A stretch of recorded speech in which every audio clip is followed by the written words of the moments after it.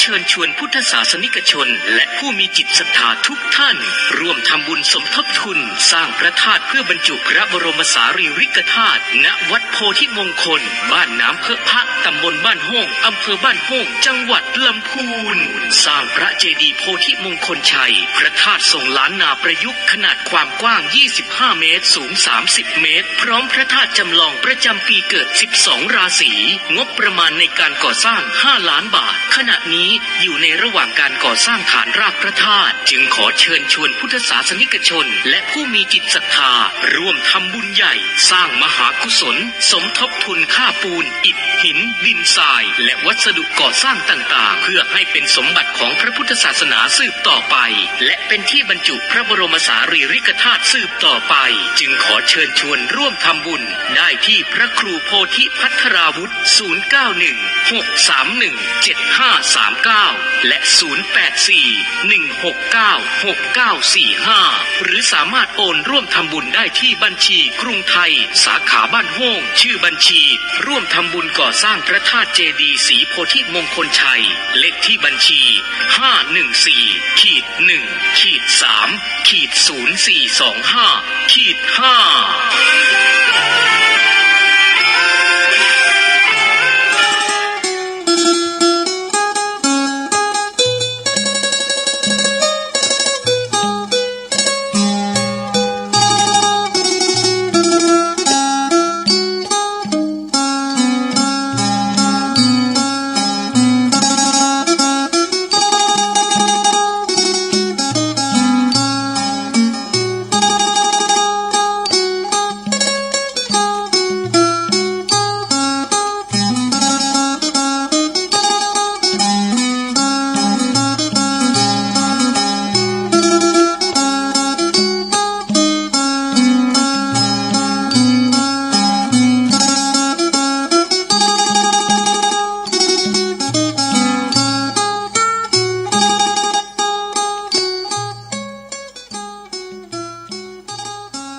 ขอความนอบน้อมแด่พระรัตนตรัยอันมีพระพุทธพระธรรมพระสงฆ์เป็นสรณะที่พึ่งขอกราบแนบไต่ไหวสาถวายความเคารพมายังครูบาอาจารย์พระมหาเถรานุเถระท่านเจ้าคณะพระสังฆาธิการพระภิกษุสามเณรเจ้าจุโตนจุองค์กุวัดวาอารามพร้อมตึงสำนักติภักสงฆ์ตัวเนอเจริญปอนมายังบรรดาปออกไม่ออกศรัทธาตันสาธุชนนักศีลนักบุญคุณดีทั้งหลายเนาะปอหลงแม่หลงปอลุงแม่ป่าตั้งปีป่าหน้าเอาอาศรัทธาตีนจ้องห้องวัดเถ่าแก่หนุ่มกำใจยิงต่างหลายปอหน่อยปอนานปอจันลำวัดก็ดีเนาะตีได้อยู่ตั้งบ้านตั้งจองบ่ได้ไปไหนก็เปิดวิทยุเปิดเครื่องหับฟังกันอยู่ตั้งหอตั้งเฮินในยามบ่ายยามแลงรายการนี่เปิ้นก็ใส่จีวารายการสัพเพรายการสารธรรมยามบ่ายเนอะศรัทธาญาติโยมทั้งหลายก็ดำเนินรายการโดยต้นโตแห่งอาตมาภาพเก่ากระผมตุลุงนันชัยวัฒนาคะเสโนแห่งวัดพัทาดอยน้อยตำบลดอยหล่ออำเภอดอยหล่อจังหวัดเชียงใหม่มาปบมาปากันวันนี้แล้วก็ว่าพวกก็ฟังการสนทนาธรรมเด้อรายการผูกในสนทนาธรรมโดยอาจารย์ท่านพระครูอภิวัฒนาวิกรมผู้ดำเนินรายการแล้วก็ผู้สนทนาธรรมโหลมรายการก็ท่านเมตตาธรรมอาจารย์พระครูสุมเมธธรรมเสวีปินตีปึงปออกปอใจปินตีสนที่สงใจของศรัทธาญาติโยมถามปัญหากันได้เนาะรายการตุลุงก็มาวันจันทร์วันการวันนี้ก็เป็นวันอังคารเนอะศรัทธาญาติโยมทั้งหลายแดดแจ้งจ้างปางวันนี้มีฟ้ามีฝนเนาะ ตากเข้าพอดก็ตากผ้าห่มก็เนี่ยอุ่นช่วยลุย อากาศดีวันเนี่ยถ้ามีละฝนนะเนาะแต่ก็ย่ำหนาวด้วยนะย่ำหนาวข่าวพยากรณ์ก็ว่าจะมีฝนอยู่นะสัมเตอมันก่อนแน่สัมเตอมันก่อนแน่แต่ที่แน่นอนมันก่อนแน่อยู่ เอามาปะกันวันนี้ก็กดระอุดระเอื่นไปตังสถานีวิทยุก่อนเนาะตีเปิ่นหับรายการช่วงเวลา 15-17 นาฬิกาขอบคุณสถานีวิทยุคลื่นธรรมะของชุมชนวัดห้วยตองซักตำบลโขงเปาจอมตอง FM 98.75 เมกะเฮิรตซ์บัดเดี๋ยวนี้ก็ดักอยู่เนอะเปิ้นปิดเปิดปรับปรุงเครื่องเปิ้นซ่อมเครื่องเปิ้นแต่ว่าทางอินเทอร์เน็ตนี่ก็ฟังกันได้อยู่ขอบคุณสถานีวิทยุคณะสงฆ์อำเภอฝางเนอะ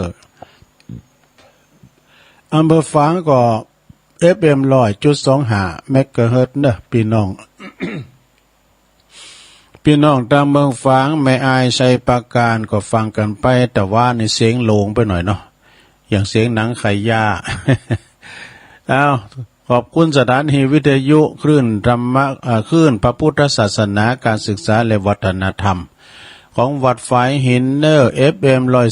104.50 เมกะเฮิรตซ์องค์ขลงในเมืองก็ฟังกันไปแล้วก็ขอบคุณสถานีวิทยุมนเสียงธรรมวัดบุพารามอำเภอแม่แจ่มเนอะ FM 106.25 เมกะเฮิรตซ์พี่น้องแม่แจ่มก็ฟังกันจัดหนักนะขอบคุณสถานีวิทยุบ้านทุ่งเรดิโอ FM 89.50 เมกะเฮิรตซ์เนอะสันป่าตองเนี่ยอันนี้ก็เป็นคืนบุญที่เปิ้นหับเกาะกล้องเอาสัญญาณรายการ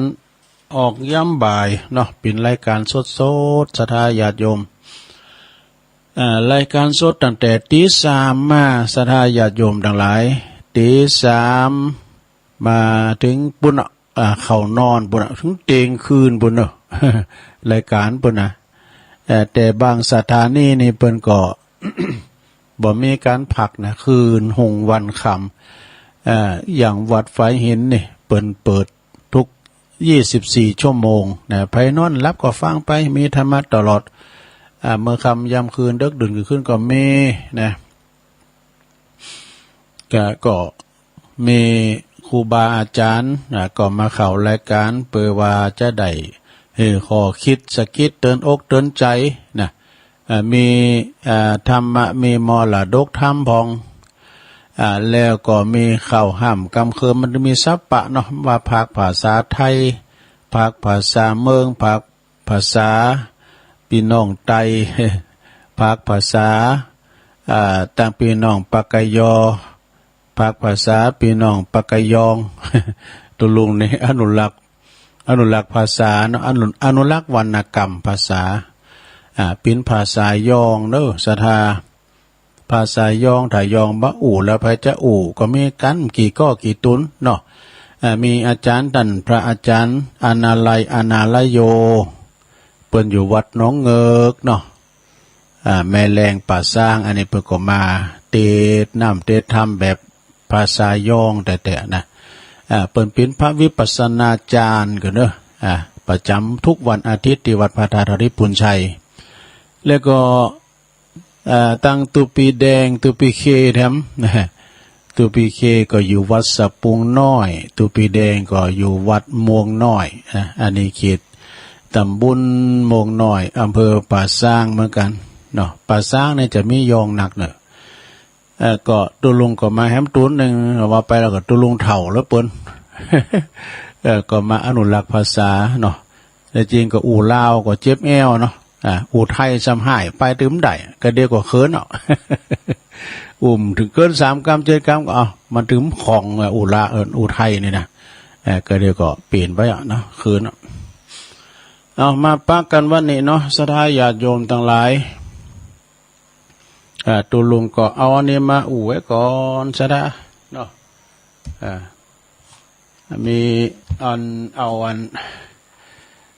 เรื่องของนวโกวาทมันดินขอเกตถ้ำเนอะซะนะอันนี้เป็นถ้ำหล่นนะ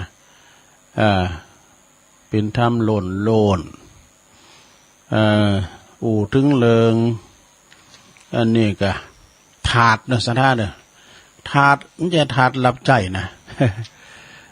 ถาดนี่ก็คือถาดสีตรากิเลนมใจอนัญญาบอกถาดคุณเฮาเนี่ยสัทธาญาติโยมทั้งหลาย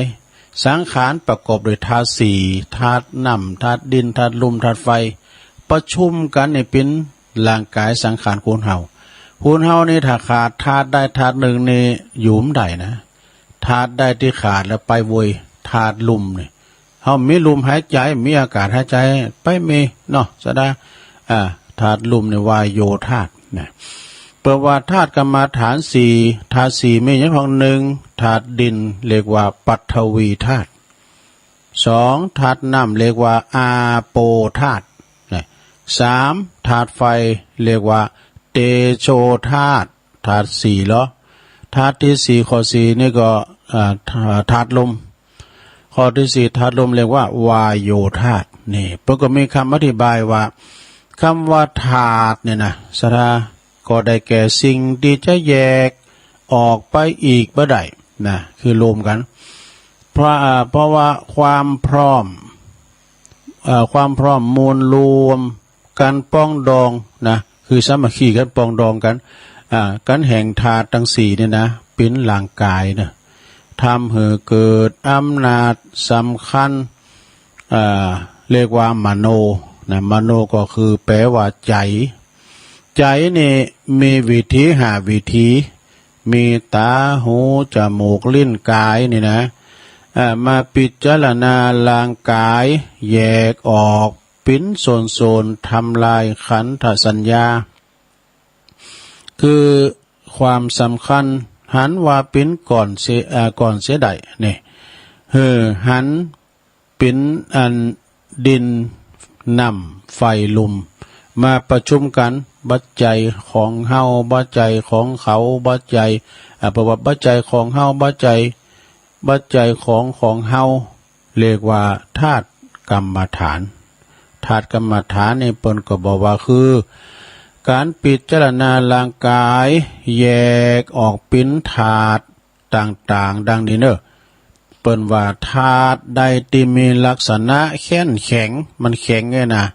เช่นมีผมขนเล็บฝันหนังเอ็นกระดูกเยื่อในกระดูกม้ามหัวใจตับพังผืดไตปอดลำไส้เล็กนะเพราะว่าใส่ใหญ่ใส่เล็กอาหารใหม่อาหารเก่าจัดเป็นปัทวีเป็นถาดดินเนอะอันนี้เรียกว่าถาดดินนะถาดที่มีเปิ้นว่าธาตุที่มีลักษณะที่ว่ามันอาบซาซึมซาบเนาะมีลักษณะที่อาบซึมซาบเช่นมีน้ำดีสเลดน้องเลิศมันข้นนะน้ำตาเปลวมันไขข้อน้ำลายน้ำมูกปัสสาวะ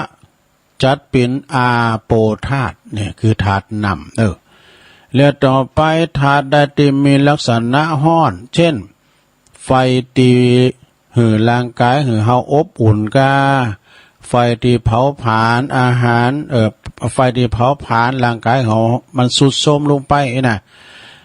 ไฟที่ทำกะวนกะวายเผาผลาญเป็นว่าไฟที่เผาผลาญอาหารให้ย่อยอันนี้จัดว่าเป็นเตโชธาตุคือธาตุไฟแล้วก็ธาตุใดที่มีลักษณะเป็นลุ่มพัดไปมาเพ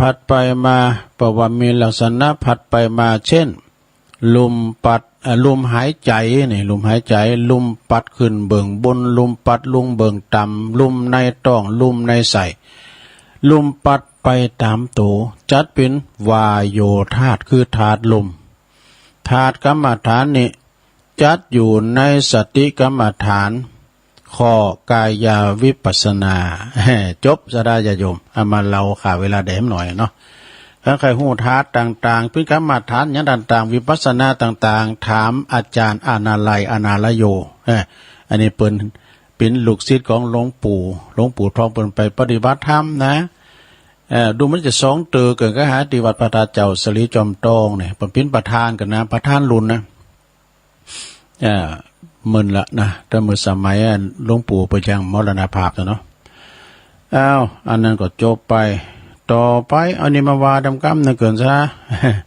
เป็นขอคิดสกิดเตือนใจสกิดเตือนใจนะสะทาตุลุงว่าจะว่าทำเดียวกันเนอะเดียวกันอันนี้ขอคิดนี่ก็ปะกันยามสามยามแล้วน่ะไม่ได้ว่าเด้อหรอ ปะกันสามยามเจ็บยามจนยามจากก็เดียวกันเนาะส่วนธรรมันแต่ก็ชั่วโมงที่สองก็ยิบเอาทำนี่มาเนี่ยเอามาปัดฝุ่นในกล้ามหนึ่งซะนะอย่าโยมนะหลายตุลุงก็เคยเอามาเตะแล้วกล้ามนะเศรษฐีกำพร้าเมีย เปิ้นกฎเกณฑ์ของศรัทธาเฮาต่างหลายนะอายุเปิ้นว่าคิดเป็นประมาณได้80เป็นเกณฑ์เนาะนะถ้าอยู่ต่อไปถึง100ปีไปอันนั้นอยู่ไปตามนาบุญเนาะถ้าพ้องก็ถึงก็มีนะเปิ้นก็บอกว่าถ้าว่าเกิน100ไปก็เป็นบุญหน่อยนะแต่ว่าอันนี้มันมีเศรษฐีคนหนึ่งเนาะเศรษฐีคนนี้ร่ำรวยเศรษฐีมีข้าวของสัมปติก็นักหนาป้าบ้านเปิ้นมาเกิดจะได้บ่ฮู้เด้อศรัทธานะไปขอไหวขอสากับเทพยดาเทพใต้เทวาข้าแต่เทวดาเป็นเจ้าข้าพระเจ้าเนี่ยร่ำรวยเงินคำแก้วกินสุดจาดก็ถึมเสียงนี่นะข้าพเจ้าเนี่ยขอกับเทพเทวดาขอข้าพเจ้ามีอายุถึงพันปีกว่าพันปีดูเอาไปขอกับเทพใต้เทวดานะเศรษฐีนี่นะเทพใต้เทวดาเพิ่นก็บอกให้เศรษฐีว่ามันมีแลมันเกินล้ำไปคุณเอาบัดมีเป็นเกณฑ์กว่า80ปีได้นะท่านเศรษฐีถ้าเกินกว่านั้นเนี่ยจะตุกขีนะเมื่อละแต่ตุกขีเมื่อละไต่ปื้นฟ้าบ่มีตีไหนเด้อท่านเศรษฐีถอนคำมันอู่ไว้เตอะอีนะเศรษฐีก็ฟังบ่ฮู้ความขอติ๊กจุนโหถิ่มโหต่ำว่ะนะขอกับเทพไทยเทวดาหนอไทยกมจางเยจะได้โอดบ่ได้จึงบัญชาเนี่ยบันดาลให้ท่านเศรษฐีได้อายุพันปีเศรษฐีจืนสู่นะเมื่ออายุได้พันปีเนี่ยมีภรรยา6คนบ่รู้ เอาไม่6คนก็ปึงมันเอากันเนาะอายุถึงพันปีมีเงินมีคำเกี่ยวติมหอติมเพิ่นเนาะอายุภรรยามี6คนว่าอันพออายุ60ปีนะเศรษฐีนะเมคุณเก่าก็ตายไปว่าอายุท่านเศรษฐีได้90ปีเมคุณที่2ก็ตายไปแถมเศรษฐีอายุป100ก็เมคุณที่3ที่4ก็วำวายตายไปหมดสิ่งเนี่ยเผื่อว่าอายุท่านเศรษฐีไป120คนที่5ที่6ก็ดับเม่นหมดมอดมวยมรณานั่นอนิจจาวัฏสังขาราสังขารทั้งหลายนี่มันบ่เที่ยงแน่นอนเนาะฮู้ความเงงไปมาว่ามิตรเปิ้นป้องสหายบริวารญาติมิตรเป็นลูกหลานตานเต่าก็ดีบุตรธิดาทั้งหลายตายไปหมดสิ่งเศรษฐีก็อยู่คนเดียวเปลี่ยวได้ว่ะนะมองมนเม่งมองเงาบ่ฮู้ไปอู่กับไผที่ไหนเขาตายละหมด หนีไปเศร้าอยู่ที่ไหนก็มีเปิ้นฟูอู่จ้ากับไผก็มีแหละก็อยู่เอกาเป่าเปียวอยู่โดดเดียวได้เป็นเศรษฐีกำผ้าว่าดูเป็นเศรษฐีปอใจกำผ้า จึงคิดจะขาดตัวตายว่ะดูได้ไปขอนายเทพไทยเทวาขอเทพไทยเทวาตันไทยบันดาลให้ข้าพระเจ้าลุ่มหายตายจากกันเด้อดูจนได้ไปขอเทพไทยเทวดาว่าก็บดหามแล้วนี่ยามเจ้าโยมวามเดี๋ยวนี้มันปลดล็อกได้แล้วไปตามกฎเลย ไปตามกฎเนอะมันกฎธรรมดาพอถึง80ปีตัวเอาเป็นพันปีมอกร้อยยังแคว้นกาย ตอนนั้นเทพไทยเทวาเพิ่นซ้ำโหโรพิเตโตนี่เพิ่นหามไหนก็ได้ฟังบ่นี่นะ เศรษฐีก็เสียอกเสียใจเอาผ้ามีซุยมาแต่งก็ต้อง ผ้าจนงอมาว่าดูผ้าก็งอหมดโอ้ตีนไหนได้เมื่อผ้างอแล้วยืดดีผ้างอหมดที่นี่ก็มันตายก็บอดตายจุนว่าได้ไปขาบอยู่ในหล่องในโลงจุนถึงเวลาตายไปเองว่ะดูถึงเวลาปันปีไปขาบหนูขาบนายจุว่ามันกินข้าวกินน้ำเลยตายไปตายไปก็มีการแล้วนั่นแหละอ้าวต่อไปก็จะว่าเป็นธรรมจังหน่อยในสดามันก็บ่ยาวสักเท่าใดเนอะธรรมผูกนี่นะบ่ยาวสักเท่าใดได้รับมาจากอาจารย์ท่านพระครูอภิวัฒนวิกรมเปิ้นถวายตุลุมาตั้งมาปี60แล้วดูทำผูกนี่ได้5 ปีแล้วเนอะนะจะว่าทำกันเนอะเพราะอาจารย์ป้อนันอายมาลาธนาทำกามแพะโป่งนิปา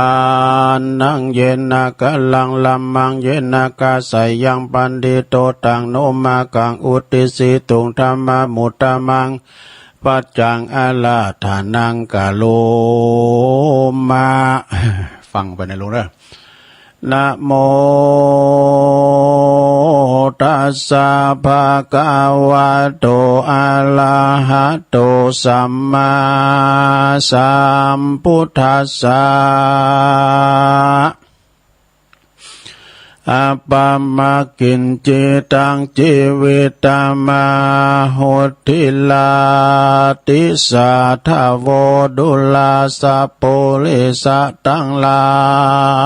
ยตั้งเท่าแก่พ่อแม่ยิ่งใจมาการลวงหลายมากมายบอดน้อยเมตึงเมใจเป่งป้อยมานั่งฟังธรรมนะมาด้วยศรัทธาบ่ได้ครับจำอาบน้ำฟังธรรมจิตใจผ่องแผ้วฟังใดกันว่าฟังแล้วก็เมได้มาจดจำมาขอสินขอธรรมคำสอนองค์เจ้าจดจำจื่อไว้ใส่ในใจไว้สอนลูกหลานตันเต้าเมื่อไปลุนเต้และนามูลศรัทธาทั้งหลาย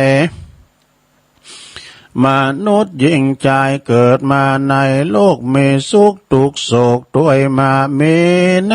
าต่างบ่มีหวังสุขยายคนหลงไหลมืดบอดบ่เกิดหอดสงสารว่าก็ว่าสุขสำราญชื่นสู่โม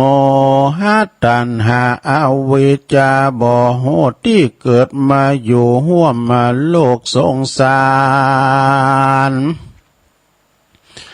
เวลากาลเคลื่อนค่อยเคลื่อนปีเดือนเปลี่ยนเลยไปอายุไขก็มาเปลี่ยนไปเตื้อน้อยพระองค์ย่อซอยว่าผาธนาอย่าได้ประมาทลาสาเจ้าหาเย็นหาปัสบ่เจ้าหาเย็นหาบ่สากาบไว้บ่นึกเกิดถึงยามเจ็บป่วยไข้ทุกข์หมัดไม่ปลายลูนะบ่ฮู้จักบุญจักบาปจักมาขันนาบตนตัวมัวนั่งไขหัวบ่กลัวสะดุงใจย่านยุงขุนมัว เข้าใจว่าตัวยังหนุ่มผิวพรรณจุ่มเมวันนั่นแหละนาอายุสังขารลาเปิ้นได้บอกไว้นักปราชญ์บัณฑิตคิดประมาณได้80เป็นเกณฑ์แล้วแต่กรรมเวรที่ได้สร้างไว้ชาติก่อนได้ทำบุญกินทานตั้งแต่เฮาการละเป็นละอ่อนน้อยอายุ15 ปีป้อยยังบ่ได้เฮหา ยังบ่ได้เฮหาปึ้งพ่อแม่เอาอาสอหาเลี้ยงใส่15 ขวบปีเถิงที่สาวหานั้นใส่เป็นที่ได้สนุกสนานสุขใจเจยบานสำลานแอวเล่นหนุ่มปะปบสาวใจเปล่าตื่นเต้นย่อหยอกเล่นไปมามีมันยาลาแลตาก้อยพอเบารูปหล่อเอียงอายบ่หูควรควายลักฐานก่อสร้างมีแต่กำอ้างว่าบ่เอาการเอางานเลยไว้อายุ30 ปีพอประมาณหัวก็มางอกสุนสานะ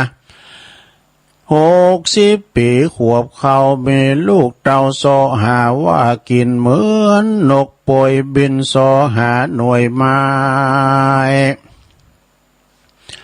ซอหาเลี้ยงใส่จูมือคืนนาวันกลางคืนเป็นควันกลางวันเป็นไฟทุกฐานนัดใจสงสารโลกลา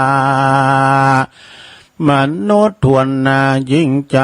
นั่นเต้และนา70 ปีอายุมาแก่เท่าลูกหลานตานเต้าอยู่เฝ้าหอเฝ้าเฮือนบ่ก็ยังแสเซินลักแอวว่าไปเล่นมาแก้วไฮโลหาต้นหาตันหาโมกามโมทำมาเป็นบ่าวน้อยบ่หัวหอดสังขารละธรรม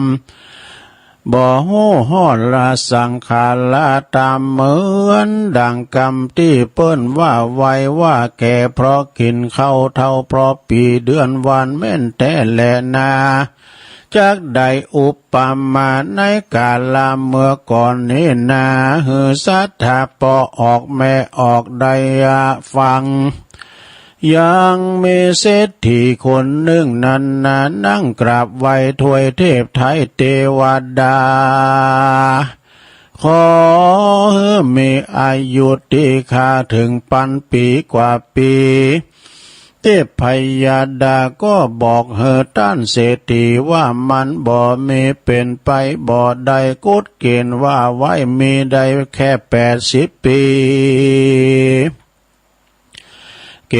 ณฑ์เกินกว่านั้นก็จักได้ทุกขี่เมื่อลาไตปืนฟ้าบ่มีที่ไหนเศรษฐีฟังไปก็บอกเข้าใจสักหน่อยมันป้อยมาบ่ฟังกรรมหัวทิมหัวตำจักเอาจนได้เทวาเทพเทวาดาหนอไทยอดบอดได้จึงมีปัจฉามีบัญชาเศรษฐีนั้นนาได้มีอายุ1,000 ปีเศรษฐีก็มาดีใจชื่นสูได้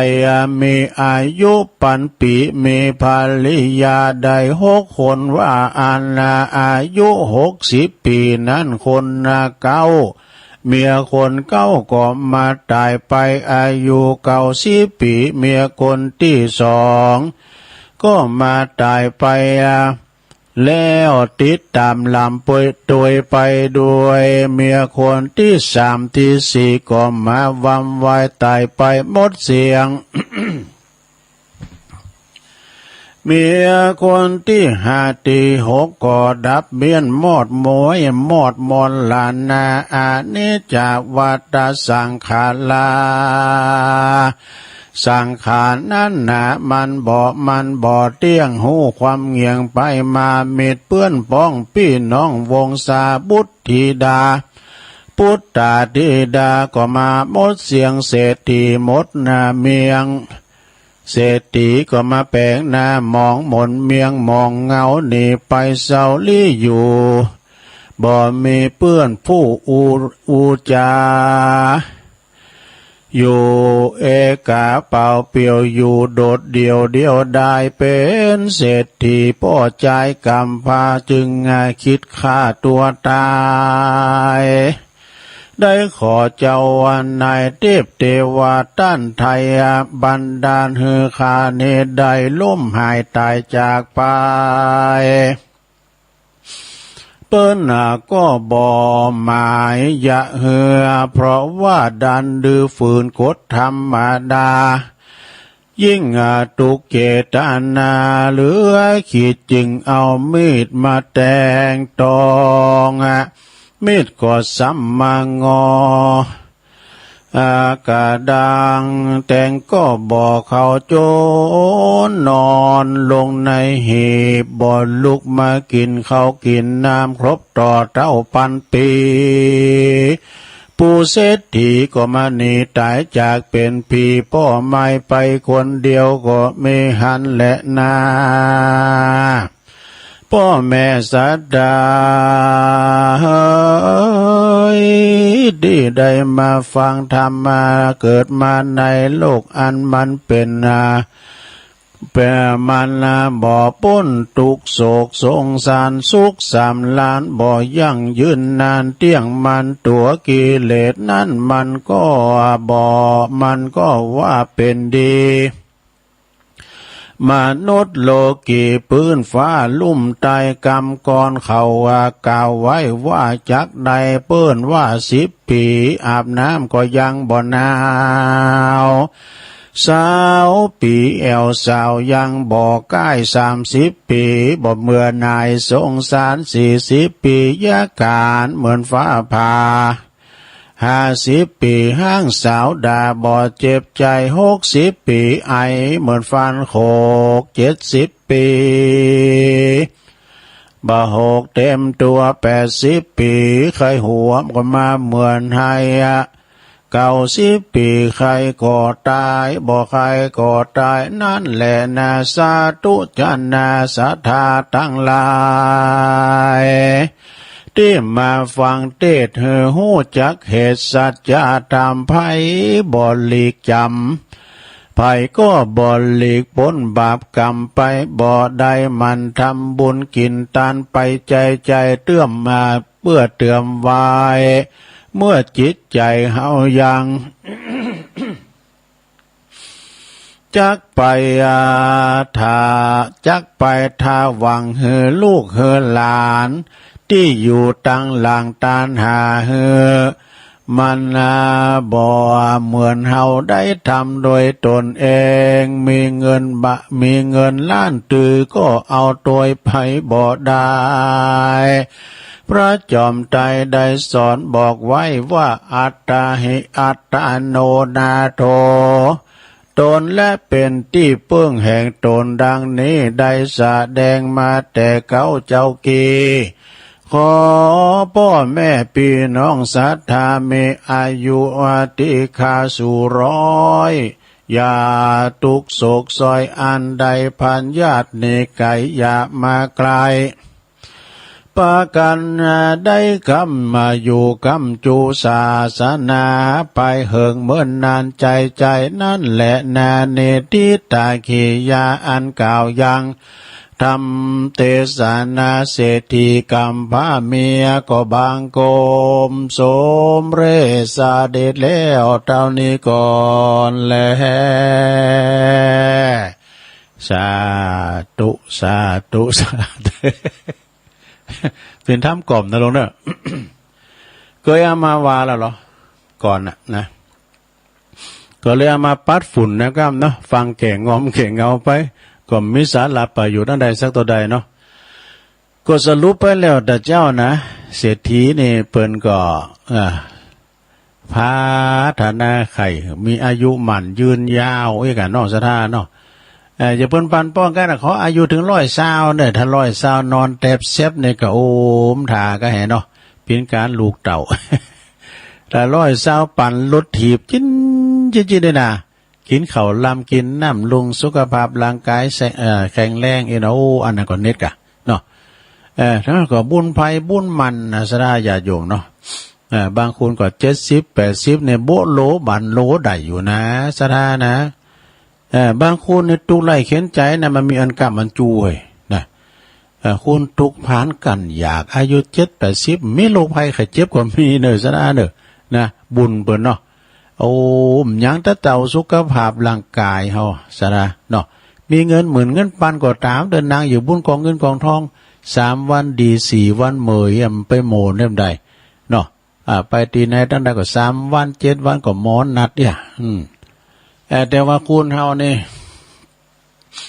มีโรคภัยไข้เจ็บเปิ้นกินได้กินเปิ้นตานได้ตานเปิ้นไปได้ไปมันโมนเนาะกันถ้าว่าเจ็บปิ่นยินอุ่นในนาสดาเอ้ยไผเคยเจ็บต้องเจ็บหยังพองนะมาตึมขาได้ใครมีหยังเด้อไผเอาเงินมันปันมารอก็ตึมใจดีมิจิตใจเหินสู่เพราะว่าร่างกายเฮามันเจ็บมันเวทนานะสดาเนาะลงว่าเจ็บเขียวเนี่ยเนาะสมมุตินะเจ็บเขียวเนี่ยนะโอ้ยมาดึงน้องไห้บ่เด้อสดาเด้อนะทันตะฟัน ต้องไปถอนออกอย่างนะสดามันก็ลุดหล่อนไป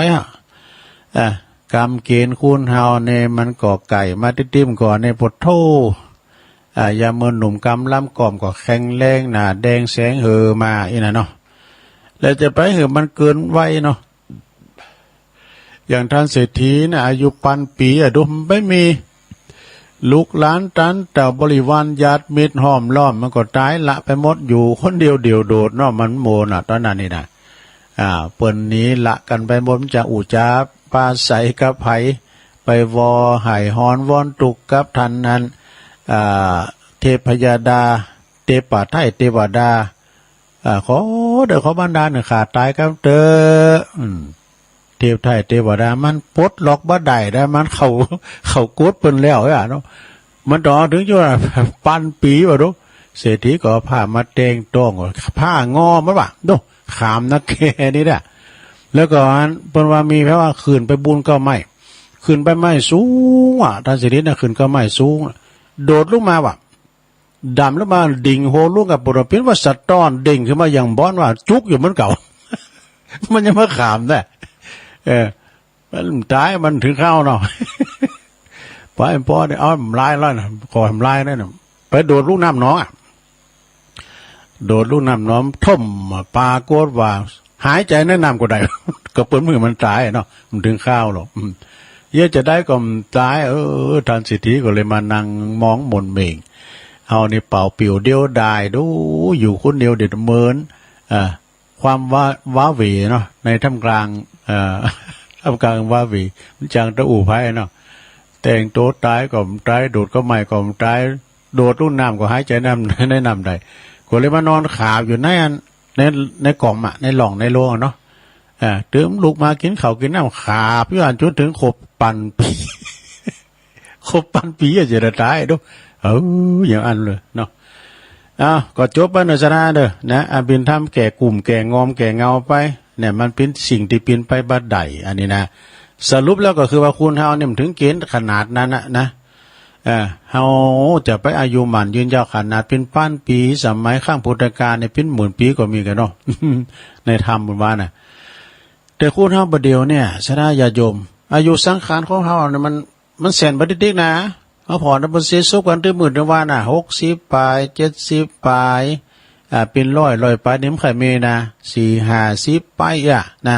ตามแต่กรรมภัยบุญมันไปเนาะเป็นที่ผ่านเมื่อกันเนอสถานเนาะ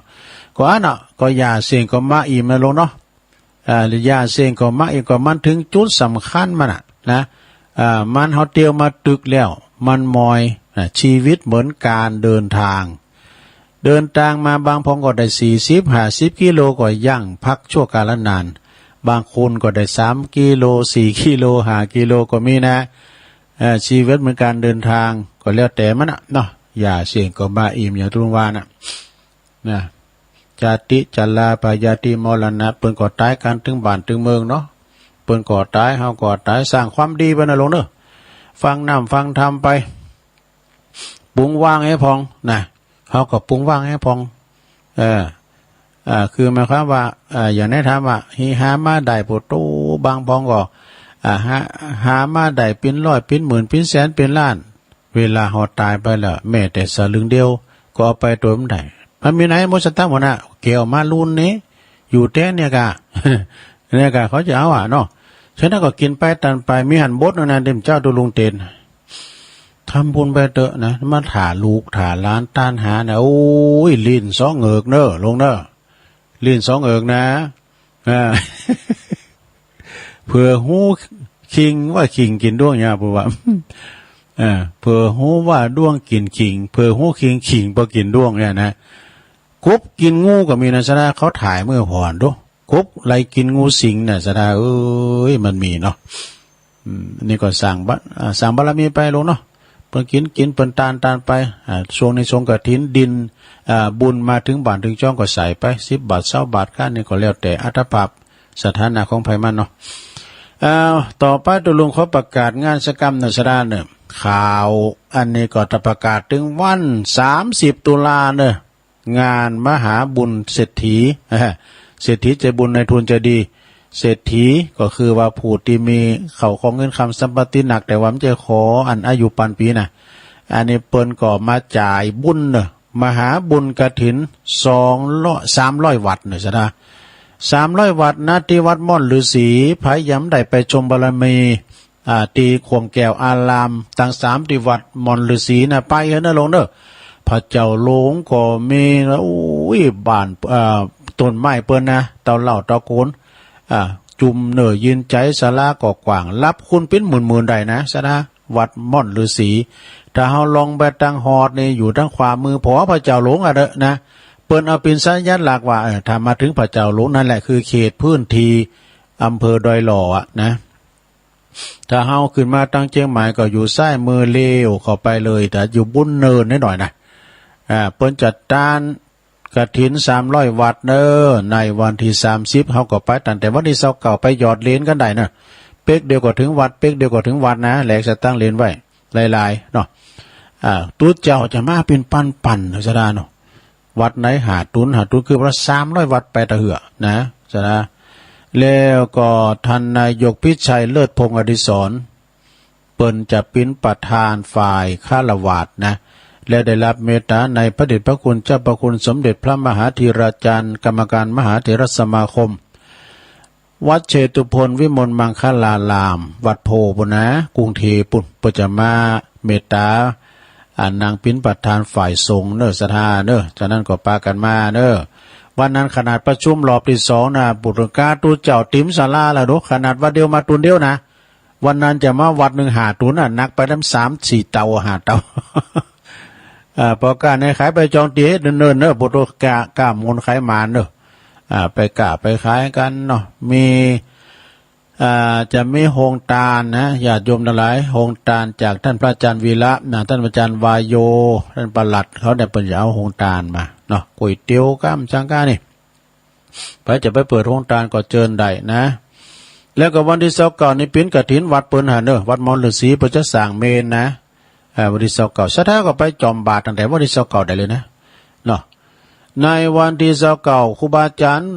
ตั้งใดตั้งไกลเนี่ยนะจะมาพักที่วัดพระธาตุดอยน้อยยินดีเนอะนะที่ว่าอยู่ไกลมันไปบัดตันในน่ะมาพักที่วัดพระธาตุดอยน้อยนี่ขอไหว้ศาลนะครับเด้อรวมถึงศรัทธาด้วยพักในศาลาเนี่ยผ้าห่มที่นอนมีมอนมุ้งมีหมดห้องน้ำห้องสุขามีหันพร้อมนะอันนี้ก็วัดม่อนฤาษีเนอครับศรัทธาในเมตตาบารมีธรรมอาจารย์พระครูสุเมธธรรมเสวีท่านเจ้าวาดเนาะผู้ประจำมาออกรายการเนอะร่วมสนทนาธรรมกับท่านพระครูอภิวัฒนวิกรมนะเลยบอกกล่าวเป่าล่องให้ศรัทธาญาติโยมได้ฟังกันแล้วก็ ในเดือนนี้ศรัทธาญาติโยมก็คือว่าสถานีของวัดนั้นห้วยตองศักดิ์เนี่ยเปิ้นปิดปรับปรุงนะเครื่องส่งเปิ้นเนี่ยน้ำจะเข้าก็มันเบื่อมันแบบว่ามันค้างนะเข็มมันยันนะเปิ้นเรียกว่าเปิ้นก็เลยเตไปซ่อมนะปุ่นวันที่29วันนั้นได้ยินนะ29ปุ่นตุลาปุ่นเนาะเปิ้นก็ของอีประเสกหลายวันมันจะเสกหมู่บ้านเฮานี่จะมองแอมนี่ซะท่าถ้าไปเช็คบุญกรุงเทพก็อีสานบ่อันน่ะเปิ้นมีเนาะเจียงไฮ้ก็เนี่ยเราถามหัวหน้าเราทางอาจารย์เปิ้นว่านะ ข่าวสารงานบุญนี่ตุลุงทั้งหลายของครูบาอาจารย์ทั้งหลายตุลุงก็จะไปประกาศว่าปุ้นวันพักปุ้นเนาะศรัทธาเนาะ ข่าวสารงานบุญต่างๆเสียงประจะหลายแล้วเนอะเพราะว่ามันก็เปิ้นแล้วกันไปก็ลงโซ่ละนะงานแต่ละงานนะสถา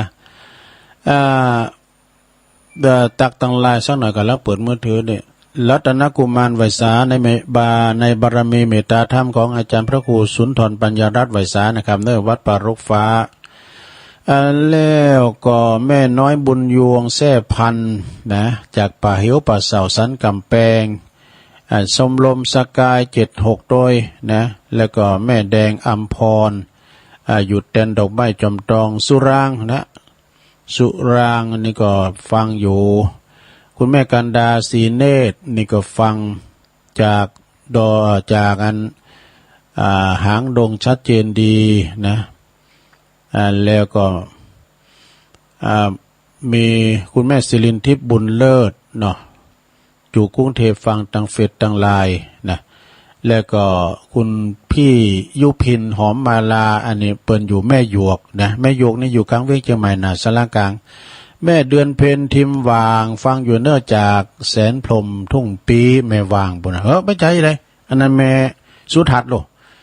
แม่เดือนเพ็ญนี่ก็อยู่น้องหาน้ำบ่อลงไปใหญ่บ้านเมื่อเราตัวลุงก็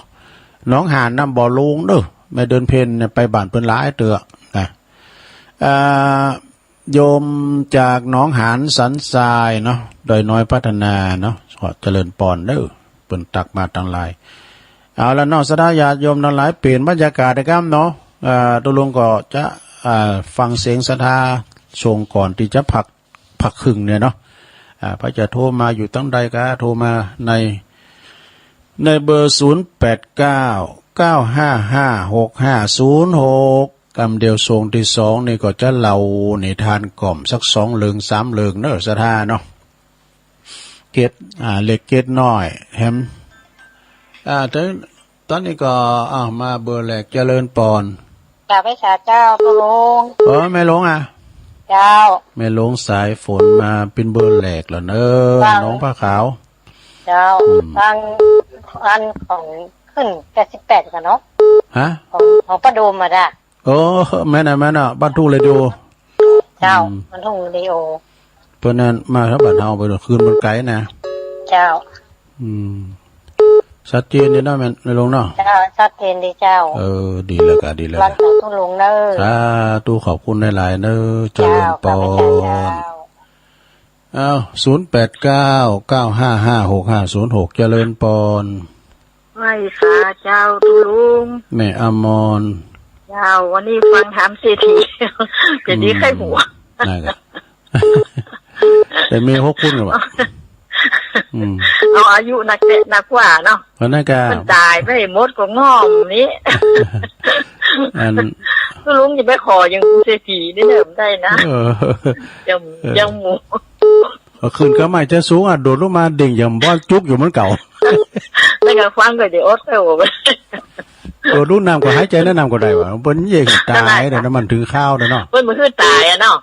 ขอเปิ้นนี่อะไรกะเปิ้นฮือกับเปิ้นไปฮือตายจุดว่าได้ไปขับหนูขับไหนอยู่ในหล่องจุดนะครบปันปีจะตายมีภัยก็ง่อมกันเนาะเข้าเกินดูบริวารญาติมิตรก็ตายหมดลูกไปลูกเคยตายหมดมีภัยลูกหลานก็ป้มนี้แหละมันก็กายนี่มึนเกินขอบคุณแม่อมรก็ถึงจะเท่าแล้วโอ้เด็กอะลอยซ้ำก็จะเท่าแล้วฟังดูก็ม่วนดีเจ้าเล่านะเจ้ากันเดียวก็ตอน2ก็จะมาเล่านิทานนะเจริญปอนว่าจะจัดลงแม่โบพัด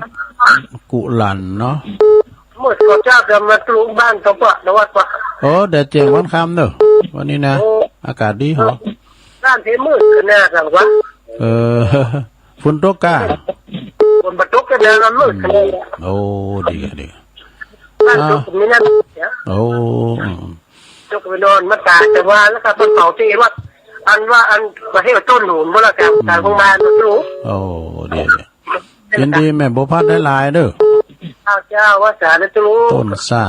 นเมืองฟางมาแล้ว089เจริญปอน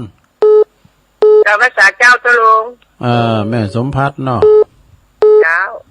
ฟังแต่เจ้าแล้วเจ้า อันนี้โอ้ท่านเจ๊เห็นปั้นปีก็ไม่ได้มาจ่ายเสื้อจ้ะก็ปั้นปีกันเนี่ย100 ปียังจะมึนแล้วเนาะ100 กว่าปีเนี่ยยังวันเนาะลูกเมียตายหมดมีแต่เราคนเดียวเนาะเดี๋ยวท่านขอค่าตายปันดานี่ค่าตายกำเด้อมันเป็นไปมันได้ท่านเศรษฐีมันปลดล็อกบ่ได้อ่ะอยู่ไปตามหน้าบุญเลยยังแควนเหมือนเนาะว่าปันปีไม่ได้มีจ่ายเสื้อขอบคุณนะกำลังใจจะลงนะเจ้าขนาดเอาผ้ามีซุยมาแต่งต่องผ้างอวะด่ะขึ้นบอกอ่ะเจริญปอนไหว้สาเจ้าลุงยองแม่อยู่ไหนแม่อยู่บ้านขายบ้านนันลงเมืองน้อยนะกะน้ำเมืองเนาะเจ้าวันนี้เปิดมีตลาดหรอบ้านลงเมืองอ่ะภายในเนาะภายในเจ้ากำลังแห่ขนาดเราเดียวเนี่ยโอ้ดีกันแม่ก็ได้ไปเพราะว่าอันข่าวเขานะกะน้องสาวได้ไปอยู่แล้วพี่พันไปแล้วก็มาแวะเยี่ยมแม่เนี่ยเดี๋ยวนี้เข้าไปยันสางพละเจ้าเดี๋ยวฝนตกก็เจ้าพิเคราะห์งานมีฝนแดดแฉลนเด้อโอ้นี่มืดแต่ก็บ่ตกนะเจ้ายินดีหลายๆนะแม่เด้อเจ้าแม่อายอันบ้านค่ายอำเภอแม่อายเด้อชนะเด้อเจริญปอนมาสักการครับไหว้สาครับหลวงพ่อกฤษเนาะวิทยุไม่ค่อยดีอาจารย์เป็นไรไม่รู้หรือเปล่าไม่รู้ค่อยดีขึ้นนะอันที่ห้วยตองสักเนี่ยมันไม่ดีนะเนี่ยขอแขกกันเป็นบางครั้งก็ชัดแต่ผมได้ยินนั่นท่านชัดนะแต่เวลาคุยกันทางนู้นไม่ค่อยได้ยินเท่าไหร่แขกทางโยอาจารย์คุยกับญาติโยมอ่ะตอนนี้ชัดดีแล้วเนาะมันขอบก็ทานนินนะที่พระครูพิวัตรท่านบอกให้หาทานนินรุ่นเก่านี่ก็ทานนินรุ่นเก่านะแต่มีเก่าคนนี้อันนี้มันใหม่กว่าดิเอาไว้สาครับไว้สาครับหลวงพ่อฟังทางอินเทอร์เน็ตก็ได้นะพ่อนะอินเทอร์เน็ตก็ได้เจริญปอนธรรมสการเจ้าตุลุงอยู่120กับปอแล้วเนอะมันต้องอยู่ปันปีดอกเจ้าอันนี้โดยน้อยพัฒนากะค่ะตุลุงตั้งอยู่จ้ะฝนตกไหมคะมันมีฝนเหรออันนี้มืดบดคึมจ้ะเจ้าจะโทรมาแซวแบบว่ามันต้องอยู่ถึง1,000 ปีจ้ะอยู่120กับปอแล้วค่ะถ้า120นี่ถ้ามันนั้นเตียวใดไปปิ้นนี่ก็ดีกันเนาะกันนอนแผลบเป็นหัวหน้าแกเอาละบอยอบย่างให้กันนอนซะได้เนาะก็เดี๋ยวก็มาต่อกันเนาะตอนนี้ก็ตุลุงพักครึ่งก่อนเนาะเดี๋ยวมาต่อกันยิบกินน้ำให้กำก่อนเจริญป้อนกันน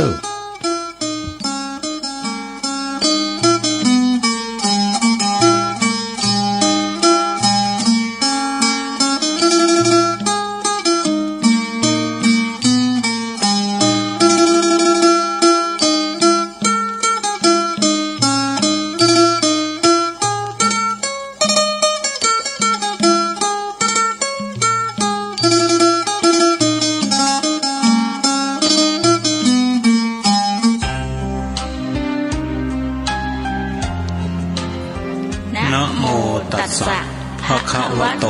อะระหะโตสัมมาสัมพุทธัสสะนะโมตัสสะภะคะวะโตอะระหะโตสัมมาสัมพุทธัสสะนะโมตัสสะภะคะวะโตอะระหะโตสัมมาสัมพุทธัสสะสุวรรณเจติยังเกสาวระมัทธลุงคังวรัญญธาตุงสุเทวนามกังนระเทเวหิสัพพปูชิตังอหังวันทามิสัพพทาปัญญวาอัสมิงเยวะจันทิมาอีวทารยังปิตกัตตะเยสาสนะนิยานิเกติโมฆะปัทมวรังอปายะนิวารนังอระหังสัคขโสปานังปัทมังอุปชังคาหาเปตวาปัตตจีวรังยังชาตัง สังฆมัชเชปุจฉาสวาหะ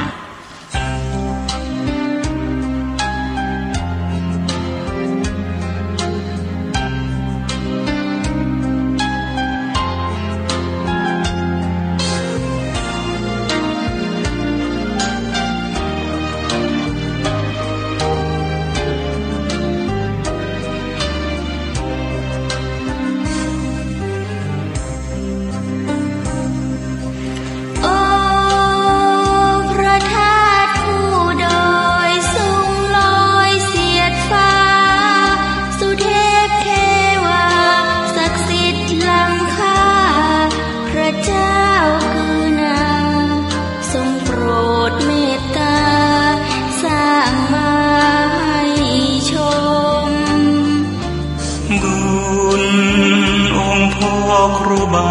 เจ้าศรีวิชัยพอสร้างทางให้เราได้ชื่นชม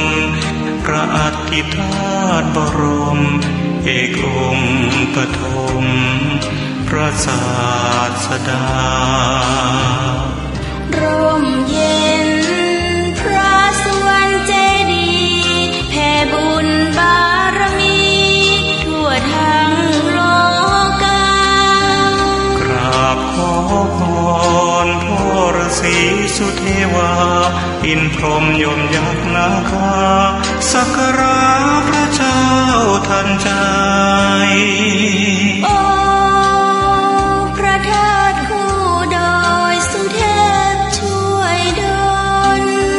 ลูกหลานทุกคนแผ่นพ้นโพยภัยอธิษฐานสิ่งใดจงได้ดังหมายสมใจบอกร่มเย็นพระสวรรค์เจดีย์แผ่บุญบารมีทั่วทั้งโลกากราบขอพรพ่อฤาษีสุเทวาอินพรหมยมยักษ์นาคาสักการะพระเจ้าทันใจโอ้พระธาตุคู่ดอยสุเทพช่วยดลลูกหลานทุกคนผ่านพ้นโพยภัยอธิษฐานสิ่งใดจงได้ดังหมายสมใจบอกร่มพระบารมีลูกนี้เถิดไว้ในคำขวัญล้ำค่าพระธาตุเป็นสีประเพณีเป็นสง่าบุพชาติล้วนงามตานางล้ำค่านครพิงค์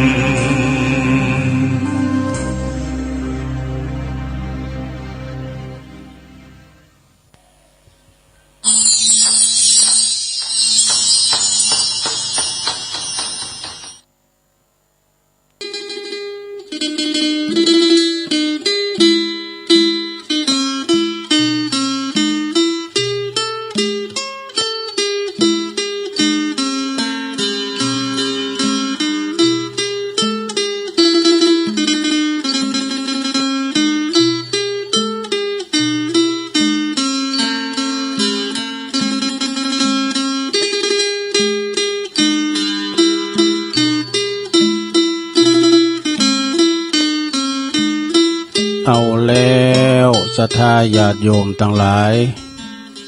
เจริญปอนช่วงที่สองสุดท้าย ตุลุงก็พักเบรกสักกั๊มลุกเตียวไปเตียวมายืดสินยืดซ้ายจิบน้ำจุ่มคอแล้วเนาะมาอู้กันต่อศรัทธาญาติโยมเวลามันลายเนาะสเตย์เขาก็เปิดเพลงขันไปพองซองเพลง3เพลงแล้วก็มาอู้กันต่อเพื่อเป็นการผักเสียง2 ชั่วโมงเนี่ยมันจะห้ามดีซะท่ามันต้องเสาะหากำอู่กำจาไว้หลายๆเป็นเรียกว่าอยู่ในสนามรบตัวลุงก็เอานิทานพองก้าทำพองก้าเยอะกะนะการอู่การจาออกวิทยุนี่มันต้องระวังกำอู่ด้วยนะ พาดพังไปมันได้นะอาจารย์เปิดก่อนเน้นนักหนาว่าเฮาอุ่มเดียวนี่นะหูคนเดียวแต่มันไปพบบ้านพบเมืองศรัทธาญาติโยมทั้งหลายไปเพลเมืองฟังไปเพลแม่แจ่มพวกเนี่ยเพลงป่าเป่าลำป้างแง่ดูเพิ่นฟังกันอย่างน้อยศรัทธานี้ไหนก็100คูณเมียก้าเนาะมีอยู่ก้า100คูณ ก็ระมัดระวังกำอู่กำจาผ่องสมเด็จตุลุงก็ประมาทพลาดพลั้งลงลืมเกี่ยวกับกำอู่กำจานะก็สุมาอภัยกับปนหน่อยปนนั้นนักปราชญ์บัณฑิตด้วยเนอการปากล่ำกำเลยยกตีต่ำยำตีสูงกายะกามังอันนั้นใจก็ต้องขอสุมาอภัยกับเจ้าปีในน้องด้วยเนอวันนี้มาปะกันศรัทธาญาติโยมทั้งหลายเปิ้นว่าตั้งเมืองฟางปุนก้าตั้งในเมืองมืดวะมืดฝ่ามืดฝนตั้งเฮาแดดแสลนแดดอีก็ตากเข้าเปลือกก่อนนี่ตากเข้าเปลือกนะเนาะเปิ้นตากเข้าก่อนเดี๋ยวไปสีเข่าของสีน้อยมันก่อนของสีเล็กนะวันศีลเปิ้นก็มันจะสีเข่าเนาะนะก่อนนะควายก็เหมือนกันในเวลาวันศีลเปิ้นก็พักขึ้นมาเนาะนะเดี๋ยวนี้มาน่ะบทควายเล็กในไทยวันค่ำคืนหงก็ควายเล็กมันมีจิตใจนี่ด้วยเนาะวันศีลนี่เปิ้นก็สีเข่าแอมก่อนนะเดี๋ยวนี้สีกันถึงวันเนาะคูณเฮามันเกิดมาหลายมันหนักติ๊กแล้วก็ศรัทธาญาติโยมทั้งหลายงานแต่ละงานก็หมดปันไปเป็นวัดกันภายแล้วก็ลงอกลงใจลงโซ่ แล้วก็มีงานทำหลายตีหลายต่างเนาะเฮาก็ไปพอเปิ้นขอผิดพลาดทั้งเปิ้นเอามาแก้ไขทั้งเฮาไว้กันเนาะบางทีนี่มันเล็กๆน้อยๆเนี่ยไปมองข้ามเนอะ สำเติมมันก็ผิดพลาดได้นะศรัทธาญาติโยมเวลาว่าถึงที่ตกใส่เปิ้นตกตาเปิ้นเป็นดีไข่โหเนาะประว่านะตกตาโตเป็นดีไข่ไห่มันแน่อาจจะแถมนิทานนะศรัทธาญาติโยมนิทานทั้ง2เรื่องนะก็ป้อมมวลสักตาใดแล้วก็จะแถมท้ายโดยตัวจวยก็นิทานเหมือนกันนะลองฟังก่อนเนอศรัทธาเนอก็เดียวก็กระไพโทมติดนี่นะเดียวก็พยายามโทรตอนช่วงที่2นี่คุณก็ป้อไลน์มันซ้ายมันห่างเดียวก็ค่อยโทรมาเนอศรัทธาเนอได้มาเป็นกำลังใจกัน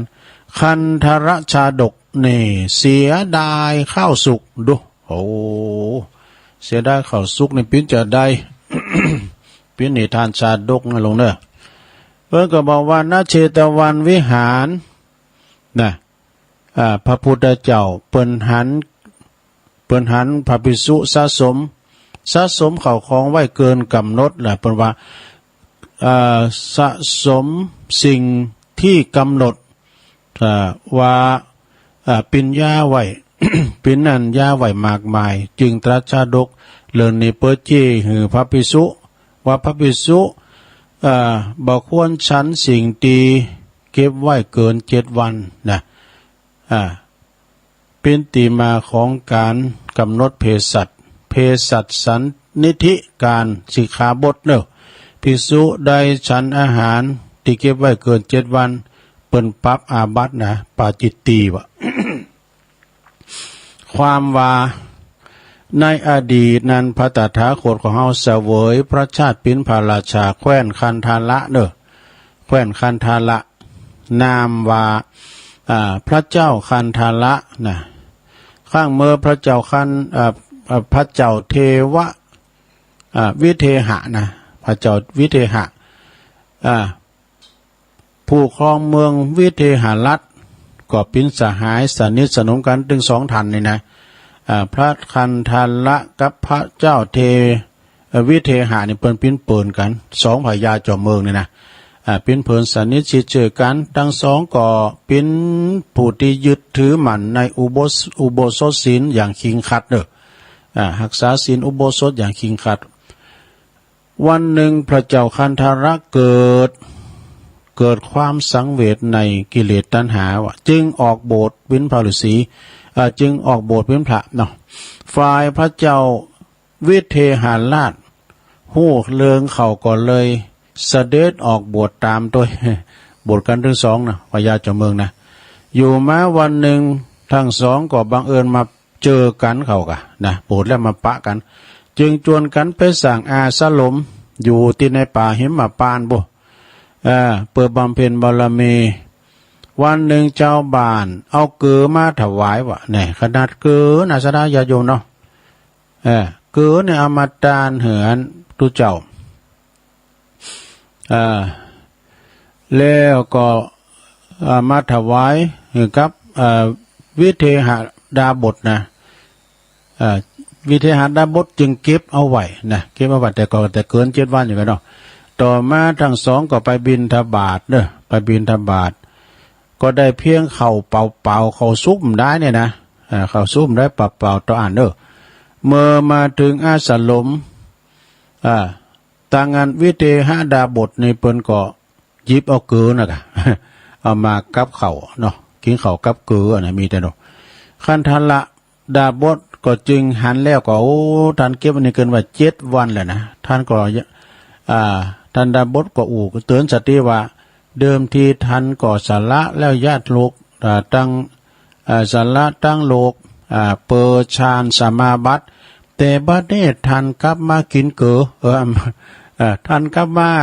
ตั้งโลกอีกข้างกะท่านมากินเกลืออยู่กะเอาเกลือกับข้าวอยู่ก็เห็นเนาะประมาณนั้นแล้วท่านก็จะสละสมณฌานเปิดประโยชน์อันใดเนี่ยเปิดประโยชน์อันใดพอแต่วิเทหดาบทฟังจบแล้วก็เกิดความละอายเลิกพฤติกรรมเลิกพฤติกรรมนั้นเสียต่ออันเนี่ยพระโมจบละในการต่อมาเนี่ยวิเทหดาบทนั้นก็คือพระอานนท์คันธารดาบทนั้นก็คือองค์พระตถาคตข้อคิดเตือนใจอันนี้เพิ่นบอกว่าเมื่อตั้งใจทำสิ่งใดแล้วก็ควรตั้งมั่นอยู่ให้มันสำเร็จควรตั้งมั่นให้สำเร็จบ่วอกแวกออกนอกรูนอกต่างนี่สาดาเนาะจบไปเรื่องหนึ่งเอาแถมเรื่องหนึ่งสาดาเรื่องนี้ก็พร้อมหมดซะได้นะเรื่องนี้ก็มีอยู่ว่าไอ้หน่อยสาดาเด้อนะพักกับพราหมณ์พักกับพรหมชาดกนี่เปิดว่าของความไม่เที่ยงนาวิหารเจตวันนาเจตวันวิหารนี่พักกับพราหมณ์นี่เปิ้นก็เข้าใจผิดว่าสวรรค์นั้นเป็นสิ่งที่เต็งแต่พระพุทธเจ้าจึงตรัสชาดกเปิดสอนว่าบ่มีสถานตีเต็งแต่แน่นอนไปจากนิพพานนะความว่า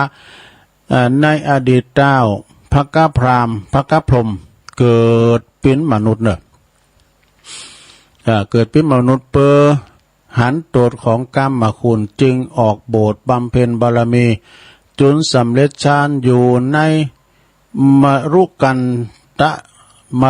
ตละเตประเทศเนอะคือเขตทุรกันดารนะอยู่มาวันหนึ่งเกวียนของปอกาล้อของปอกามันหลงทิศ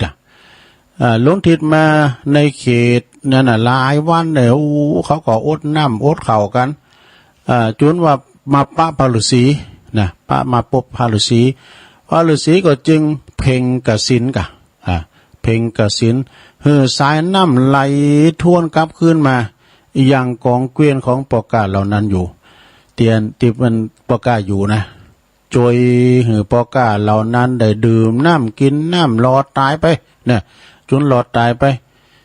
ดำเกิดมาดำจาดต่อมาพระฤาษีนั่นก็เกิดมาเป็นพระฤาษีเหมือนกันอยู่ที่ฝั่งแม่น้ำเอนีใกล้ๆกับฝั่งแม่น้ำเอนีมีโจรมีโจรยกโผกมาเป็นกองทัพเลยจะไปป่นเมืองวะดูคือแต่งงั้นแล้วก็โอ้พระฤาษีก็จึงจำแรงกายขับไล่โจรขับไล่โจรจนหนีไปต่อมาแหมจาดหนึ่ง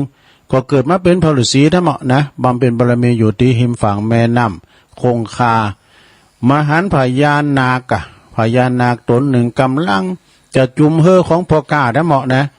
พอความโกรธนะโกรธยังพญานาคโกรธยังก็โกรธเพราะว่าพ่อกาทั้งหลายใส่เอาขวดเหล้าควางลงในน้ำแล้วก็ถ่ายจมถ่ายปัสสาวะยังลงไปซึ่งเป็นแหล่งที่เป็นวิมานของตนนี่กันนะพระฤาษี ก็เลยจำแรงกายปิ้นขลุดไปครับไหลพญานาคดันหืนนี้ไปจอยเหลือประกาศใดรอดชีวิตทั้งหมดนี่พ้นจากการพ้นจากชาดกเลยนี่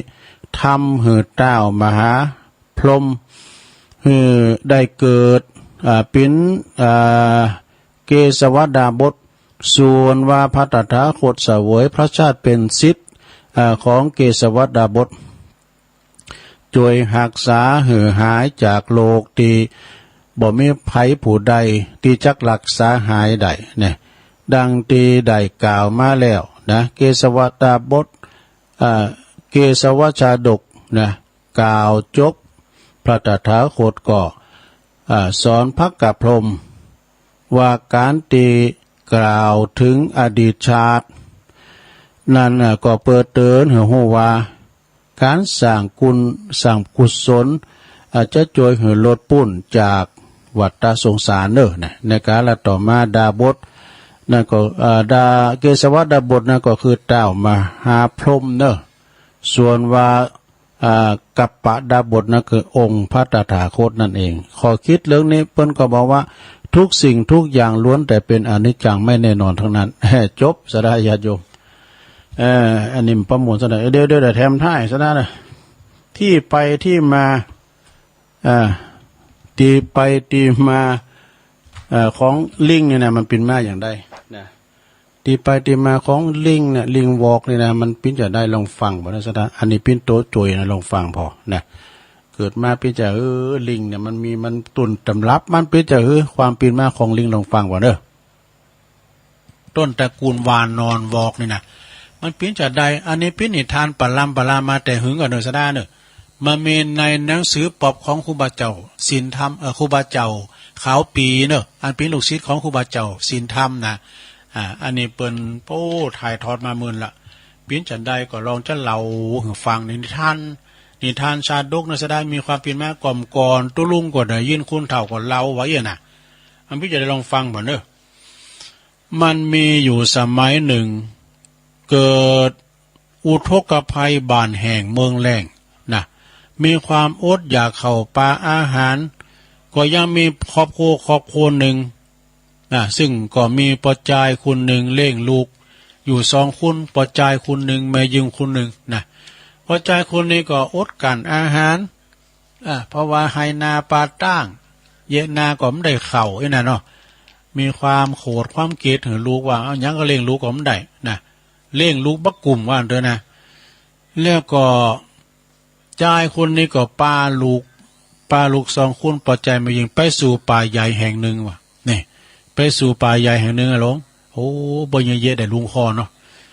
เมื่อว่าจักเอาลูกไปปล่อยนี่เอาลูกไปปล่อยนั่นเองก็อุบายลูกว่ะคือลูกทั้งสองน่ะปะลาเอ้ยอีล่ะเมืองปะไปตัวอีปอไปสวาเฮ็ดถอป่ะนี่ไปสวาเฮ็ดลูกเหมือนกันเนาะจากอุดเปิ้นว่าอุบายจุลูกไปโดยไปแพะไปป่าไปเถินบนนะปอก็จักหาเข่ามาเลี้ยงลูกนะเขาจะไปซอเฮ็ดมาขายจะว่าเนาะในบ้านในเมืองของเฮาเนี่ยมันบอกปอกินนะแล้วก็ตอนเนี่ยอีปอจักเอาลูกไปหากินโหมันลูกใหม่นี่ไปกินกวีนพร้อมนุ่มแมวพองไอ้กะไปกินหนะพองไอ้มันมีในป่าพุ่นโอแล้วก็ปากันไปป่าปุ่นปาลูก2คนไปป่าปุ่นปาลูก2คนไปแล้วก็จ่ายคุณนั้นไม่ยิงจ่ายไม่ยิงคนนึงพอจ่ายคนนึงนะลูกพุ่นน่ะเดินไปป่าไปเถินแล้วโตไก่เนี่ยปิ้นป่าเลึกหนาไม่สิเล่าเก่ากำวอกกังนางนีเสือสิงกับถึงแลดมันมีหมดนะก็ป้าลูกไปพักอยู่ที่ปื้นก็ไม่บะเดือนะห้วยไม้เดือเนอะอันที่ไปวันนั้นเพิ่นถามก็ลืมแบบวัดหยังก่อนห้วยไม้เดือนี่ไปอยู่ปื้นหันกำหนึ่งนะป้าลูกไปนั่งอยู่ปื้นไม้เดือนกำหนึ่งแล้วปอมันก็คิดว่าเนาะแล้วก็ตัดสินใจจะละลูกอย่างได้ดีปอมันก็ไปเด็ดเอาป่องเอาไม้โหกไม้เนี่ยไม้สร้างเนี่ยประมาณนั้นมันมีบอกหรอมันมีบอกแล้วก็จี้หูตั้งปื้นให้ว่าคือมันโห แล้วก็บอกให้ลูกทั้งสองเอาอันไม้ไผ่ทั้งสองนะที่มันจีกุ่นนะเอาให้ลูกทั้งสองกระบอกแล้วก็มันเจาะหูเรียบร้อยแล้วนะลูกทั้งสองลูกทั้งสองไอ้ปอจะไปไอ้ปอถ่ายไปตักน้ำเลยไปตักน้ำที่ตาบ่เตียนน้ำบ่ออ้อมวะนะไปตักน้ำลูกทั้งสองก็ไปตักน้ำใส่บอกตักน้ำใส่บอกก็มันไปติมให้มาได้ก็มันเจาะหูตั้งหลุมเนาะในขณะนั้นแล้วก็ปอก็หนีปีไปเหินนะวะปอมันตักอาหารวันคำมาดื่มติมไหมกะที่นี่มันตักกันติ๊กๆมันก็มันสังเกตเนาะน้ำมันก็ไหลออกทั้งกุ่นเนาะน้ำมันโหกุ่นมันโหนี่นะที่นี่ก็ยังมีเทวดาตนหนึ่งนะเปิ้นสิงสถิตอยู่ที่ป่าเปิ้นก็หันใจละอ่อนถึงสองก็เลยแสลงกายมาเป็นกาวะกาตัวนั้นก็เล็บไปเล็บมาแล้วก็มันก็บอกว่ากุ่นโหนะก้นหัวไอ้นะก็อันแล้วอ่อนทั้งสองก็ยกกุ่นมันพอกะเป็นว่าปุรวันคำก่อมติ้มแหละกุ่นมันโหนี่กะขึ้นว่าเอาใบไม้มาเอามาตึดว่ะมันมาตึดตักใส่ก็ติ้มแล้วก็ไปปากันไปอยู่ตีปื้นก็ไม่เดือห้องหาปอเสียงปอแห่งก็อีปอไปไหนซอหาที่ไหนก็ปะก็เลยไปพากันอยู่ตีเก้าไม่เดือมีความหิวโหยขยากกินข้าวนะไปกินข้าวที่ไหนก็ปะขึ้นอยู่บุ้นก็ไม่เดือวะกินหน่วยไม่เดือสุกนี่กินหน่วยไม่เดือสุกที่มันสุกแดงหามมันหน่วยจะฮื้อมันลุงว่าแดงหามไปเลยพอดีก็ไปกินข้าวตักน้ำก่อมติ้มนะแล้วก็เลยจะเป็นนกปอเฮยยังไงไปหาปอก่อมป้าเนาะห้องหายหาปอก็บัดตอบในสักเตอเขาอยากกินข้าวขึ้นไปกินหน่วยไม่เดือนะปอก็บ่มาหาสักเตอก็เลยกินไม่เดืออยู่หันตึงวันนะตึงวันนานเข่านะปาโกดว่าตังกุ่นก็ปิ้นหางอะวะตังกลางก็ปิ้นโหนดวะนะในเนื้อในโต๊ะจังเนื้อในโต๊ะก็ปิ้นขุนมาหมดกายปิ้นอีวอกอีลิงไปแล้วเนี่ยในธรรมนะในนิทานนะหลงกายปิ้นอีวอกอีลิงวะนะต่อมาภายหลังปอเปิ้นว่าได้กินข้าวใหม่น้ำหวานแล้วได้กินข้าวใหม่น้ำหวานแล้วกับเนี่ยนะไปตัวหาลูกหาบ่าคือถ่ายถึงหาลูกหาขนาดได้นะการหาอ้อมกันอยากเอามาไปปล่อยเลยเตียวมาดูปอมันนะเตียวมาอันลาโอ้ยห้องหากับแพะกับป่ากล่อมปะแล้วเป็นนางอยู่ที่ก็ไม่เดือวะก็ไม่เดือที่จุดนั่นนะ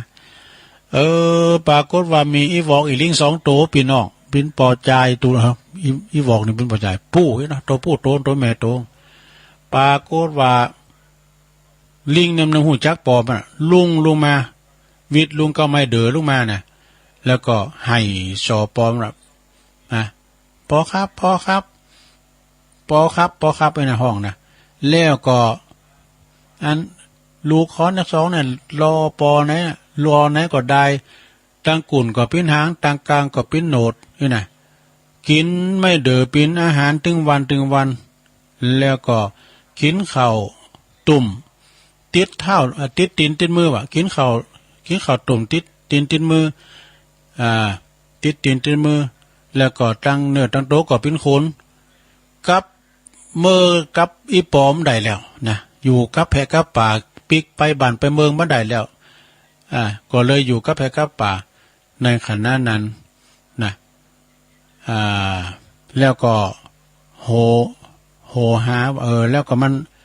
ขึ้นก็ไม่มาเดือแล้วก็โหว่าหิวว่ะนะอีบอกหน่อย2ตัวมันสุมานะบอก2พี่น้องนะหิวบ่เขียนว่านี่ผู้ปิ้นปอก็เดิมมีความเสียอกเสียใจให้ปีเคินไปแหละให้ปีเคินดังเดิมเนี่ยโดยเหตุนี้นะโดยเหตุนี้เปิ้นว่าจังดันหน้าฮักดันจังดันหลังฮักดันหน้าจะฮื้อน่ะเปิ้นว่าลูกฮักเอาไว้ตั้งหลังลูกจังเอาไว้ตั้งหน้าอย่างกันเนาะ แล้วก็เมื่อว่าได้กินข้าวจะมาหาลูกทำละแหมกล้ามหนึ่งยอมจะเสียใจภายหลังเพราะว่าลูกทั้งสองกลายเป็นลิงไปแล้วในขณะนี้ก็คือลูกลิงก็แผ่ไปติมบ้านติมเมืองในถึงในการระบาดนี้จบสถายาโยมเราจบเอาจบลงไป ลูกหักเอาไว้ตั้งหลังลูกจังเอาไว้ตั้งหน้าเพิ่นว่านะลิงนี่มันมีลูกนะสำเตือนนะมันลูกจังเนี่ยมันหุบ้าดูเอาตัวโตก็หยังก็โยนคืดไม่คืดลักไปอากะแล้วลูกหักในไว้ตั้งหลังว่ะแล้วเกิดว่ากันเปิ้นเปรียบเหมือนว่าถ้าว่าพ่อแม่มีแล้วเนาะแล้วคุณที่มันมีประสบการณ์มันตุกมาก่อนเนาะมันได้โดนหยังต่างๆนะมันเอาตัวมันรอดได้แต่ว่าลูกหักลูกโอ้นั่นน่ะหนึ่งเข่ากลมจังให้ไปกันตายเนาะอันนี้ก็เป็นนิทานโตโจยนะซะได้ญาติโยมหลายเอามาเล่าสู่จู้กันฟังนะเอาอย่างนึงอันนี้คติธรรมเด้อคติธรรมใจสงบเพราะใจได้ถึงธรรมนี่ใจงดงามเพราะใจได้แบ่งปันใจสดชื่นเพราะใจได้ทำทานใจสบายเพราะใจนั้นได้ให้อภัยนี่แล้วก็มีน้ำกำในประวัติศาสตร์มันอยู่ที่ใจเนาะอันนี้ถ้าไม่ยึดสิ่งใดใจก็ว่างถ้าไม่สร้างสิ่งใดให้ใจหลงมีสติอดทนไว้ใจก็ปลงความมั่นคงแน่นหนาก็มาลงเนี่ยก็มาเองก็มาเอง พิคติธรรมนะจ๊ะเขาถามเหมือนกันเด้อหลวงพ่อท่านพระครูสาธุกิจนันท์ส่งมาทำตัวแปลว่าทำตัวหือมีกาเด้อกับเวลาที่เหลืออยู่เนี่ยจ๊ะทำตัวให้มีค่ากับเวลาที่เหลืออยู่กัดฟันสู้โชคชะตาอย่าท้อถอยเดินให้เดินหน้าอย่าเอาแต่รอคอยนะอย่าเอาแต่รอคอยเรียนมากเรียนน้อยไม่เกี่ยวอยู่ที่ใจ นะอยู่ที่ใจเนอะสระเด้ออยู่ที่จิตที่ใจแหมกำหนึ่งสระทำให้มากก็คือทำความดีสระทำความดีก็เอกสระญาติโยมเฮาก็ได้เป็นลักไปจกไปจีไปป่นไปมากก็คือทำความดีทำให้มากก็คือทำความดีแล้วก็มีหือนักก็คือมีน้ำใจสระญาติโยมอย่างที่เปิ้นแบ่งปันน้ำใจกันเดี๋ยวนี้โอ้ยตั้งไต่ตั้งอีสานก็ดีที่เปิ้นโดนน้ำท่วมก็แบ่งน้ำใจให้เปิ้นที่โดนน้ำท่วมเนาะสถานเนาะน้ำใจของคุณเจ้าไทยเฮาเนี่ยโจยเปิ้นฝนตกกาน้ำท่วมน้ำแล้งน้ำฝนแล้งก็โจยเปิ้นมีให้มากก็คือมีน้ำจิตน้ำใจฮือนักนะให้มากก็ให้คือให้อภัยคืออภัยในนะสระมันนึงแป้ห่อแป้มานหมดนะลืมให้ได้ก็คือลืมความเคียนเนี่ยจำให้แม่นคือจำคุณคนนะคุณบุญคุณของคุณเฮาเนี่ยมันมีนะสระอย่างกุลที่เฮาลืมได้กุลปอกุลแม่กุลครูบาอาจารย์เนาะที่เปิ้น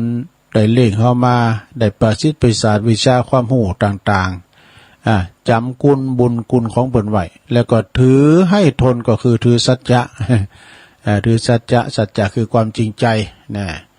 อันนี้ก็เอามาเล่าสู่จู้กันฟังเด้อศรัทธาญาติโยมในเมตตาบารมีธรรมหลวงปู่พระครูสาธุกิจจานันท์นะแล้วก็มีทั้งอย่างหนึ่งศรัทธาญาติโยมทั้งหลายมีทั้งอย่างหนึ่งอันนี้เอาอุลังบุญนะ ปุญญะคือบุญผู้มีบุญท่านจึงสนใจเรื่องภาวนาเด้อศรัทธาผู้ที่มีบุญมีคุณมีสังต่างๆในเปิ้นจึงสนใจเรื่องภาวนามีหลายอย่างจะหายใจเข้าพุทหายใจออกโทก็ได้หรือว่ายุบหนอพองหนอก็ สัมมาอรหังกาเนาะอาจารย์พระครูอาจารย์ท่านพระอาจารย์วรรณชัยจะไปลืมพอลมหายใจเนอะเนี่ยไปลืมพอลมหายใจเนอะก็ต้องพอลมหายใจด้วยภาวนากุกรรมนี่นะเปิ้นว่าเมื่อเฮาเริ่มศึกษาปฏิบัติธรรมกันดีกว่าในประวัติเฮามาศึกษาปฏิบัติธรรมกันดีกว่ายังบัดต้องอู่ถึงเรื่องลึกซึ้งอันยังหนักเด้อนะเพียงแค่เฮาหักษาศีลห้าศีลห้านี่นะซะนะแล้วก็ฝึกสติธรรมสมาธิขั้นพื้นฐานใดชีวิตก็จะเริ่มจะปะกับความสงบสุขขึ้นมาแล้วนี่ซะนะ เปิ้นก็ มาในหนังสือคติธรรมเด้อซะนะจนแปลว่ามีน้อยนะซะนะความจนเนี่ยแปลว่ามันมีน้อยอ่ะ จนแปลว่ามีน้อยว่าใดแปลว่าตุกนะจะแปลว่าตุกความจริงเนี่ยก็มีหนักนำไปก็ตุกเหมือนกันนะซะนะแล้วก็แปลว่ารวยไม่ใช่ว่ามีมากว่าใดแปลว่าสุขแน่เปิ้นว่านะจะดื่มน้ำจากขันทองคำหรือว่าจะดื่มน้ำจากฝากะลามะพร้าว หากว่ามีความพอใจยอมสุขเท่ากันนี่ซะนะโอ้ขอทาหน่อยนี่นะ อย่างเฮามีเตียงเตียงในกาแปลงที่สุดเนาะก่อนนอนก็ตึกแผ่นหลังนะแล้วก็เตียงเอามีเตียงเอาผ่าแลบลบนอนเนาะอย่างตู้เขาเนี่ยเอาผ่าแลบก็ได้ดอกผ่าแลบลบนอนมันนอนรับก็เป็นจั่วก็เวลาเฮานอนปลดเตียงทองคำก็ตามก็นอนรับโธ่มันไม่สู่ผ่าแลบใด เนาะผ่าแลบคือผ่าบางๆหรอมันจะบางแต่บางก่อนนะเปิ้นได้มีดอกผ่าตัวเจ้าที่บ่นะลบ ลบนอนนะผ่าแลบอย่างอาหารก็เหมือนกันเข้าปลาอาหารบางคาบนี่นะบางคุณเนี่ยกินคาบมื้อนึงนะเป็น100ก็เป็นปั้นก็มีนะซะนะคาบนึงคาบเดียวคนเดียวนะเป็นปั้นเป็น100ก็มีซะนะแต่บางพองก็กินเพื่ออยู่ว่ามันจะอยู่เพื่อกินน้ำพริกตาแดงฟ้าแดงอย่างหังตัวปีทูนนั้นมาให้กับนึงแล้วก็เอาแคบมันมากับก็แล้วคาบว่าแล้วรู้จอบเข้าต้อมด้วย จอบเข้าลุงต้องเนาะจอบเข้าต้อมได้โอ้กินนั่นกินข้าวกินน้ำนะมันก็อร่อยอยู่ที่ปลายลิ้นนั่นแหละซะนะเนาะลำอยู่ที่ปลายลิ้นฉะนั้นก็ศรัทธาญาติโยมทั้งหลายจะปิ้นตีรับดีนอนก็ดีที่นอนมอนมุ่งก็ดีของมันนอนรับก็เป็นจั่วเข้าปลาอาหารก็เสียกเช่นเดียวกันเวลาว่าเฮานอนเตียงทองคำก็ตามมันนอนรับพื้นหุงนี่นะก็เป็นสุขแต่ว่าเอาผ่านแลบลบนอนนอนที่ไหนก็ได้กำเดียวเฮาก็คิดว่าโอ้รับดีแต่คืนแล้วนะรับดีมันฝันอย่างว่ารับลูกเดียวเองนะอย่างตุลุงพระมก8:00 นปลายเนี่ย2 ทุ่มปลายมันนึงไข่รับน่ะเดี๋ยวฟังรายการครูบาอาจารย์คืออะไรก็รับเฝ้าไอ้ซะนะแล้วมันตื่นเจ้าเด้อมันตื่นเจ้ามันทะยามเนาะแล้วคืนเบิดนี่ก็ฟังอาจารย์เน้นหลักเด้อซะนะวันนี้วันอังคารแต่เปิ้นอันบาสวดอันนั้นเด้อนะว่าเปิ้นก็จะเทศน้ำเทศธรรมหรือว่าเปิ้นจะเอาย้ำมาก่อนแล้วแต่เปิ้นเพราะว่าห้วยตองซักเนี่ยเปิ้นยังปิดปรับปรุงอยู่นะแต่ว่าเปิ้นก็มาออกรายการอยู่เด้อซะนะเด้อออนไลน์ไปพร้อมคืนน่ะ20กว่าสถานี20กว่าสถานีแต่ทั้งตุลุมเดี๋ยวนี้ก็6สถานีได้นะเมื่อเจ้าก็เก่าสถานี3 โมงนี่นะเนาะก็พอดีนะเพิ่นฟังกันหลายก็พอดีนะแต่เจ้านั้นก็มีแม่หลงสายฝนจันกุลนะจิตอาสากวาดวัดกวาดว่าน้องผ่าขาวเนอะขอบคุณที่โทรมาเป็นเบอร์แหลกเบอร์ที่2ก็แม่อามอนทาดอยคังเนอะสถาอันนี้ก็เพิ่นก็ฟังปิ้นประจำกูตุนกูองค์แม่บัวพัดกูหลานตนสานฟางเนอะเวลาเดี๋ยวนี้มืดเนี่ยว่าเพิ่นว่าฝนไทยตกอยู่จ้ะแม่สมพัฒน์บันแม่ย่อยสันทรายนะแม่มาริวันพี่ข้องานบันคายก็หลวงพ่อกฤษปางโม่หลวงพ่อกฤษปางโม่ก็ฟังตลอดนะ แล้วก็จากดอยน้อยพัฒนาหนองหานสารสายแต่เจ้าเด็ด7 สายสดาอย่ายมตะไหลก็เดี๋ยวตุลุงก็จะเสกคืนนำกำเด้อสดาเด้อจะได้โทรกันแม่ว่าฟังอยู่จ้าอีนะฟังแล้วก็โทรเข้ามาตีเบอร์089-955-6506เวลาว่าแรงช่วงที่2เนี่ยมันจะแผ่วปลายหน่อยนะถ้ามันแผ่วปลายล่ำใบตุลุงก็ออกก่อนรายการก็เดี๋ยวก็ฟังต่อตุลุงเนี่ยผู้หมวดชัยพรพิมพ์สมุทรอันนี้ก็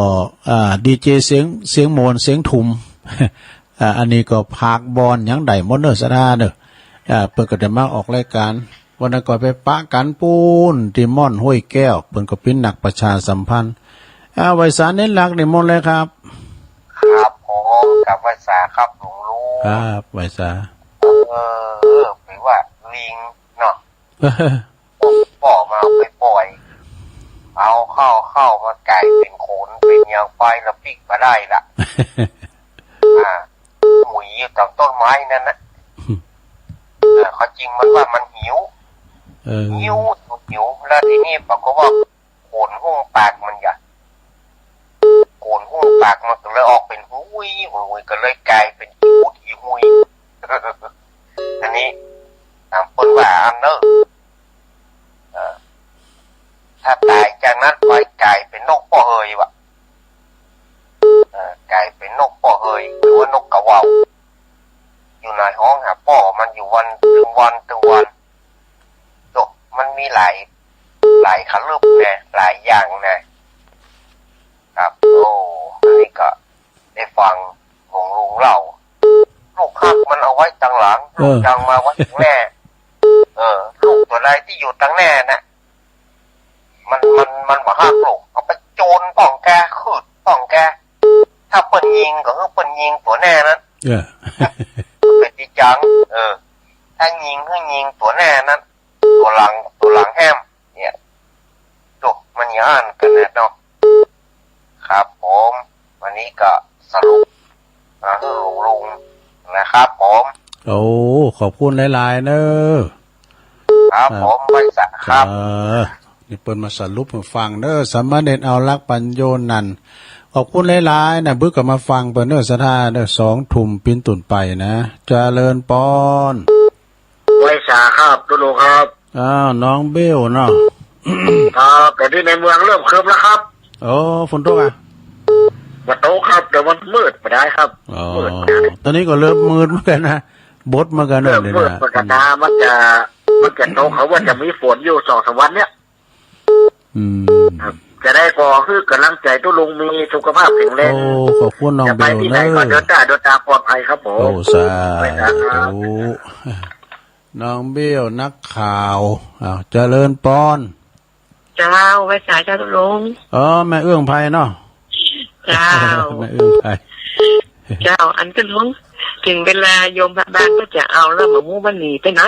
มันก็เปิดตาขนาดว่าขาดทุกกอกตายมันตายนะแม่นะอันถ้าถึงเวลามันนั่นต้องกลัวเนาะนะกะถึงเวลาเนี่ยโอ้จ้ะมันก็คิดกระปวดกันเนาะนั่นเนาะนั่นถึงเวลาเนี่ยขนาดคืนก็ไม่บุญโอ้โหหมูต้องมาเด่งอย่างบอสจุกอย่างนี้จุกอยู่อย่างเก่ามันถึงเวลานี้เนาะถึงเวลานี่จะได้ก็ต้องดีกว่านี้บนเนาะโดดลูกน้ำก็หายใจแนะนำก็ได้ว่ามันหลังตายเจ้าไว้สายเจ้าตุลุงขอบคุณเอาผ้ามาแกงต้องผ้างอมาว่าดูมันยังขามนะแกมันปลดล็อกได้วะเทวดาบอกมันปลดล็อกได้มันใส่ไปแล้วเนี่ยเลยไปนอนขาบอยู่ในกล่อมจนถึงเวลาเนาะข้าวก็ไม่กินอาหารยังก็ไม่กินจนถึงเวลาปันปีจะตายเนาะเจริญปอนเข้ามาใหม่เด้อ0899555656เจริญปอนไฟสาเจ้าแม่จันติบหายไปหลายวันนี่ว่างี้มันเป็นอะไรอย่างงูอารมณ์จอมต่อได้เลยปีนี้กินยาเข้าไปกับแม่เด้อเจ้า ก็ฟังอยู่ตึงวันตึงมาเจ้าตึงไม่ละแรงนะโอ้ดีก็ได้ยินเสียงแม่โทรมาก็ดีใจแล้วนะปุนปกบอกคุ้มครองรักษาได้อยู่ดีมีสุขเนาะเดี๋ยวไปใส่บาตรอยู่ก็เอายินเดียวสาธุตามมาตรภาพแม่แม่ก็มีสบายดีนะแม่เนาะกันนะจ๊ะโอ้ขอบคุณยินดีอนุโมทนาเนอะสาธุแม่จันติบเนอะเกตกาลามเนาะเจริญปอนเจ้าไม่สาเจ้าตัวลุงอันนี้ตอนใดไม่นอนประแดดนะจ๊ะแม่นอนประแดดมาละเจ้าคุณโต๊ะมืดได้เนาะมันมืดไปได้เจ้า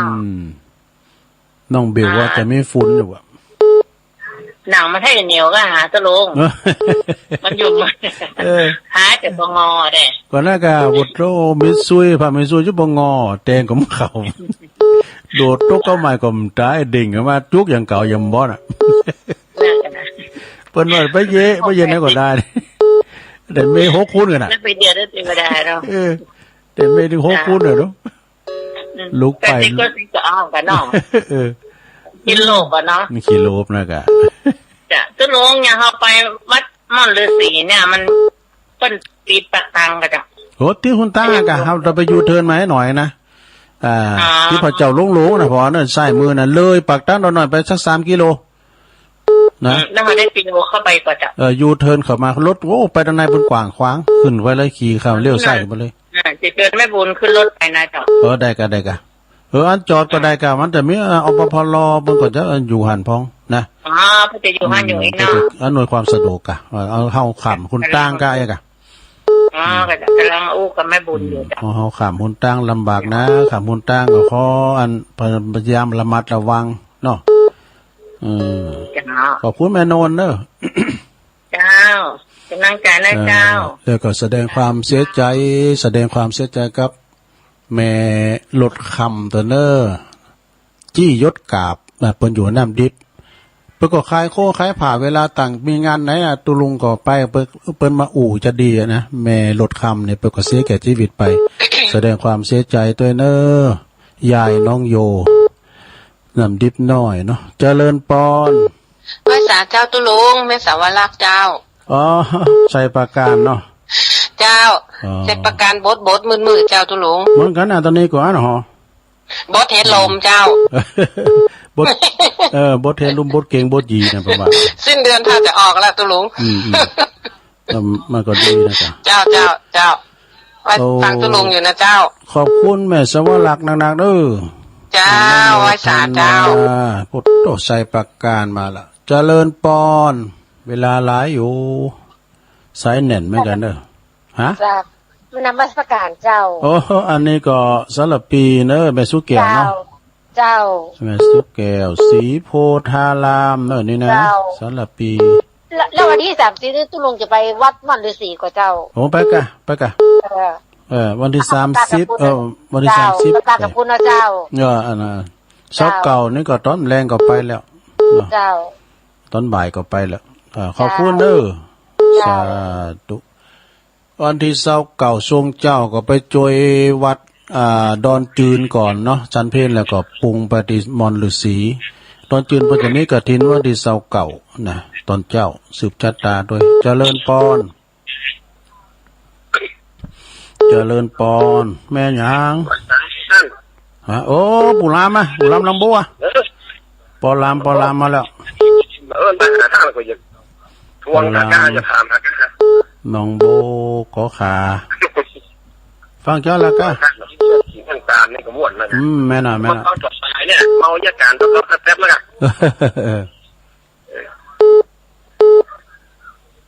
ถึงว่าเกิดเป็นงัวเป็นควายจะไปเบื่อหน้ายังหญ้าอีกเป็นไงแต่กะเกิดเป็นขี้ข้าจะไปเบื่อหน้าเยี่ยเวียนหญ้าการเกิดเป็นน้อยเป็นนั้นจะไปเบื่อหน้ายังวัดยังวายเกิดเป็นชะตาจะไปเบื่อหน้าบุญกุศลผลบุญเนี่ยเป็นไงเขาท่าเนี่ยเอาแถมหน่อยทุกไหนจ้างเติร์ดถ้าไปส่วนปีแห่งทำบุญวุ่นวายมวลเศร้านะตานได้ก็ได้ก็ตานไปมันมีนิทานเรื่องท่าน นิทานนี้เรื่องมันเป็นนิทานเศรษฐีปล่อยหลวงฆ่างอตวงโอ้มันมาได้ฆ่ามันใช้ลูกน้องมันฆ่ามันอยู่ยังโคนต้นหยาดน้ำปะเมตตาแห่ปะหางัวตัวที่มันฆ่านั่นหรอกหยาดน้ำปะหาสเตสตาโอ้โธ่เศรษฐีเพิ่งกินสลางไหนเพิ่งไปตามแห่ผู้ส่วนปะหางัวน่ะหยาดน้ำแผ่เมตตาไปเอาเข้ามาเศรษฐีแล้วก็ตายแล้วมันก็ตายงัวผู้เก่านะจ๊ะเศรษฐีก็อุ้มฉลูไปล่อแล้วบอกมันหยาดมันเลือดเป็นยังไงจะฉลูหมดสุดท้ายของงัวแล้วเนี่ยมาเศรษฐีก็ยังคุยมาเศรษฐีหรอกมันจะมีทำเรื่องอะไรบอกว่าตามาเศรษฐีนั่นก็ตาไว้อย่างผู้ฟังเนี่ยค่ะนั่นเด้อไอ้หรอกมาเศรษฐีนั่นก็ตามึงแบบเชื่อง่ายหรอกมึงลิงเขาไว้เลยน้ำยาตุกออกน้ำยาตุกนี่มากนะ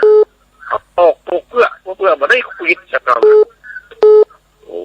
เป็นตามทรายตามอย่างทรายตามเตียนตามขนงัวนั่นก็ทรายมานั่งหรือขนงัวด้านก่อนโอ้เขาทานเนอะมันคงจะเปลี่ยนตัวแยกกันทานเนอะโอ้ขอบคุณไม่นานเนอะพลามเนอะเขาทาปฏิเตือนใจเนอะอันนี้เรื่องกินเรื่องตาลเนอะโอ้พาพายปิ้นปลาขาวตอดออกไม้ตะมนป่นหลอดไปขอบคุณปลามเนอะน้องโบเจริญปอนโอ้ทำไมขยันที่ลุงยายพรโทษมา3 โมงล่องบัวแดงโทษมา3 โมงได้ไปเดียวนี่ดูได้แล้วก็ได้ละติดแล้วชัดเจนเลยเนาะจ้าชัดเจนดีโอ้ดีแล้วมีฝนมันมืดได้หรอมันก็แดงได้แค่อยู่นะเด็กตะปูนแดดตอนนี้บดเหมือนกันเนอะหุ่นไหนอ่ะแรงมาเนี่ยทอดทั้งคำนี้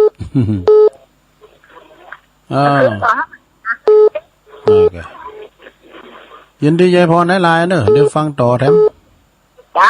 สาธุล่องวัวแดงเจริญปอนแล้วมาประกาศเจ้าแม่จันสมว่าเบอร์สุดท้ายอย่าก้าวมีอยู่เวลามีอยู่10 นาที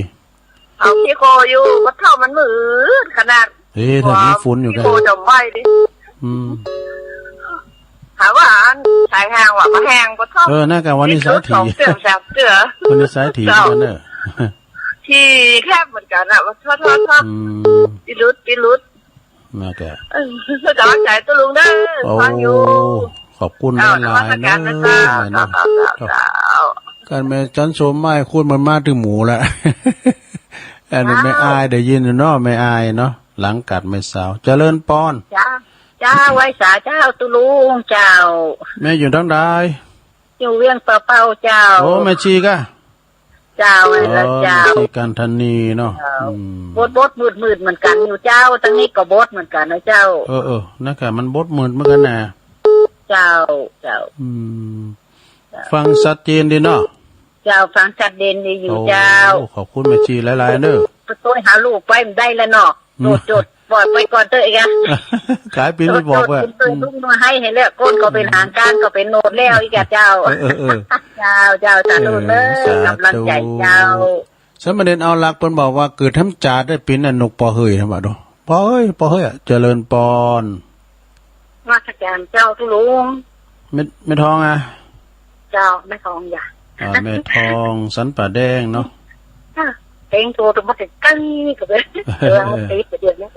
สันป่าแดงมาแล้วชัดเจนเลยนะแม่เนาะเจ้าชัดเจนเลยเจ้าใส่แน่นหนาใส่แน่นหนาเหมือนกันเนอะเป็นขับเป็นนักจ้ะก็อีกกับทุกคนเรา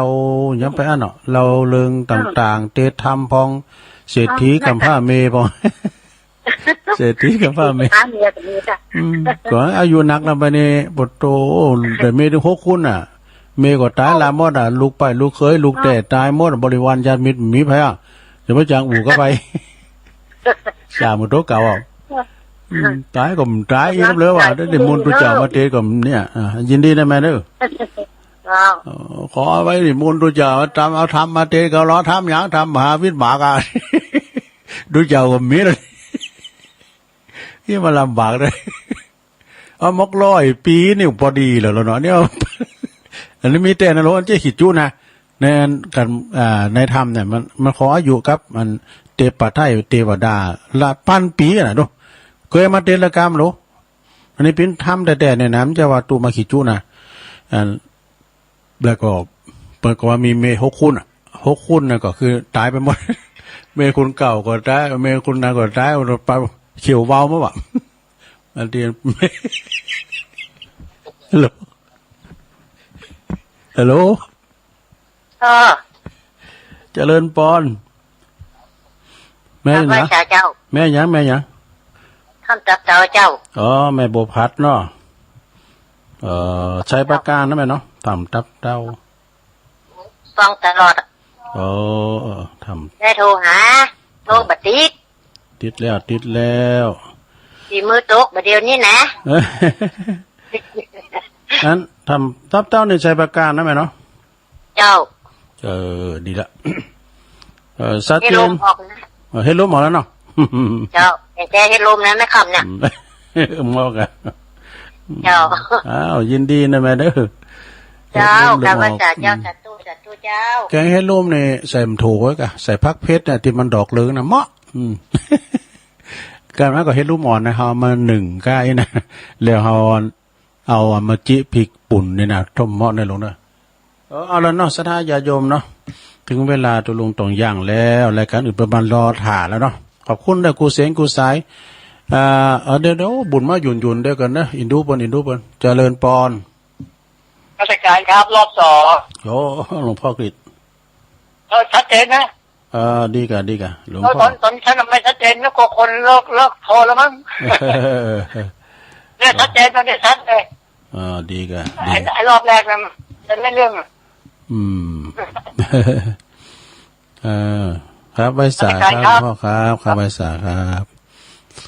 โทนสายทำกล้าม1เจ้ารอบแรงนำโทนไปแล้วเนาะรอบที่2นี่ก็สามเณรเอาลักปัญโยนันเด้อวัดสันเหมืองเปิดมาสรุปธรรมให้ฟังโอ้ขอบคุณหลายๆบึ้ดถ้าฟังบ่ได้ลงเด้อเปิดมาตามปกติเด้อแต่บึ้ดก็ออนไลน์ไป20กว่าสถานีเนี่ยแถวปุ่นน่ะเจียงแสนเจียงไฮ้ปุ่นน่ะแถวพะเยาเปนานบนเด้อคืนเปิด2 ทุ่มถึง4 ทุ่มก็ฟังอาจารย์เน้นหลักเนาะน้องเบลรอบน้องเบลแล้วก็มาแม่เอื้องไพรชัยยองดงฤาษีอันนี้ก็ฟังปิ้นประจำเนาะแม่จันติบเกตกาลามก็ขอสุขสบายนะแม่เด้อแม่โนนป่าแดดเนาะแม่สวรักษ์ใส่ปาการเนี่ยฟังตลอดกุตุนกุองแล้วก็แม่สุกแก้วสีโพธารามสลับปีปลามเนี่ยปลามน้องโบก็มาเล่าเรื่องนิทานของพิธีโมนยายพรล่องวัวแดงสันกำแป้งเชียงใหม่แล้วก็มีแม่จันสมมณีจากเนื้อหลังกัดแม่สาวเปิดว่าสายแน่นอยู่ตัวลุงโทรติดลุดก็ขอบคุณหลายๆที่เพิ่นโทรเพิ่นฟังกันเนาะแม่ชีกันธนีเวงป่าเป่าเน้อแล้วก็แม่ทองแสนป่าแดงฝางแม่บัวพันก็เนาะแม่บัวพันก็ทำตับเต้าใส่ปาการเด้อหลวงพ่อกฤษรอบ2ได้อยู่21ถ้าว่าไปก็20ไว้เด้อเนาะเพราะว่าซ้ำไปอันนึง20เบอร์โอ้พอดีแล้วเด้อสราเด้อนะที่โทรกันมาตุลุงก็จะได้น้อมนำเอารายการปิกไปก่อนเนาะบุญวันจันทร์น่ะมาฟังกันทำจันทร์การนะเวลาเดียวกันเนี่ยเวลาเดิมที่เก่าเวลาเดิมนะแล้วก็ขอบคุณสถานีทุกคืนด้วยเนอะที่เปิดออนไลน์ไปวันนี้เสียงหลงนอนตามพี่น้องเมืองฟังว่าในเสียงอย่างนั้นขายยาเสียงหลงวันนี้เสียงปกติตุลุงเสกระบบละนะตุปีโจ้แปลงละแล้วก็ขอบคุณทุกท่านโดยที่เปิดฟังนำในการจากลาสถาไปก่อนอยู่ดีมีสุขเหมือนกันจุคนจุตานจัตตาโลธรรมาวัฏันติอายุวันโนสุขังปะลัง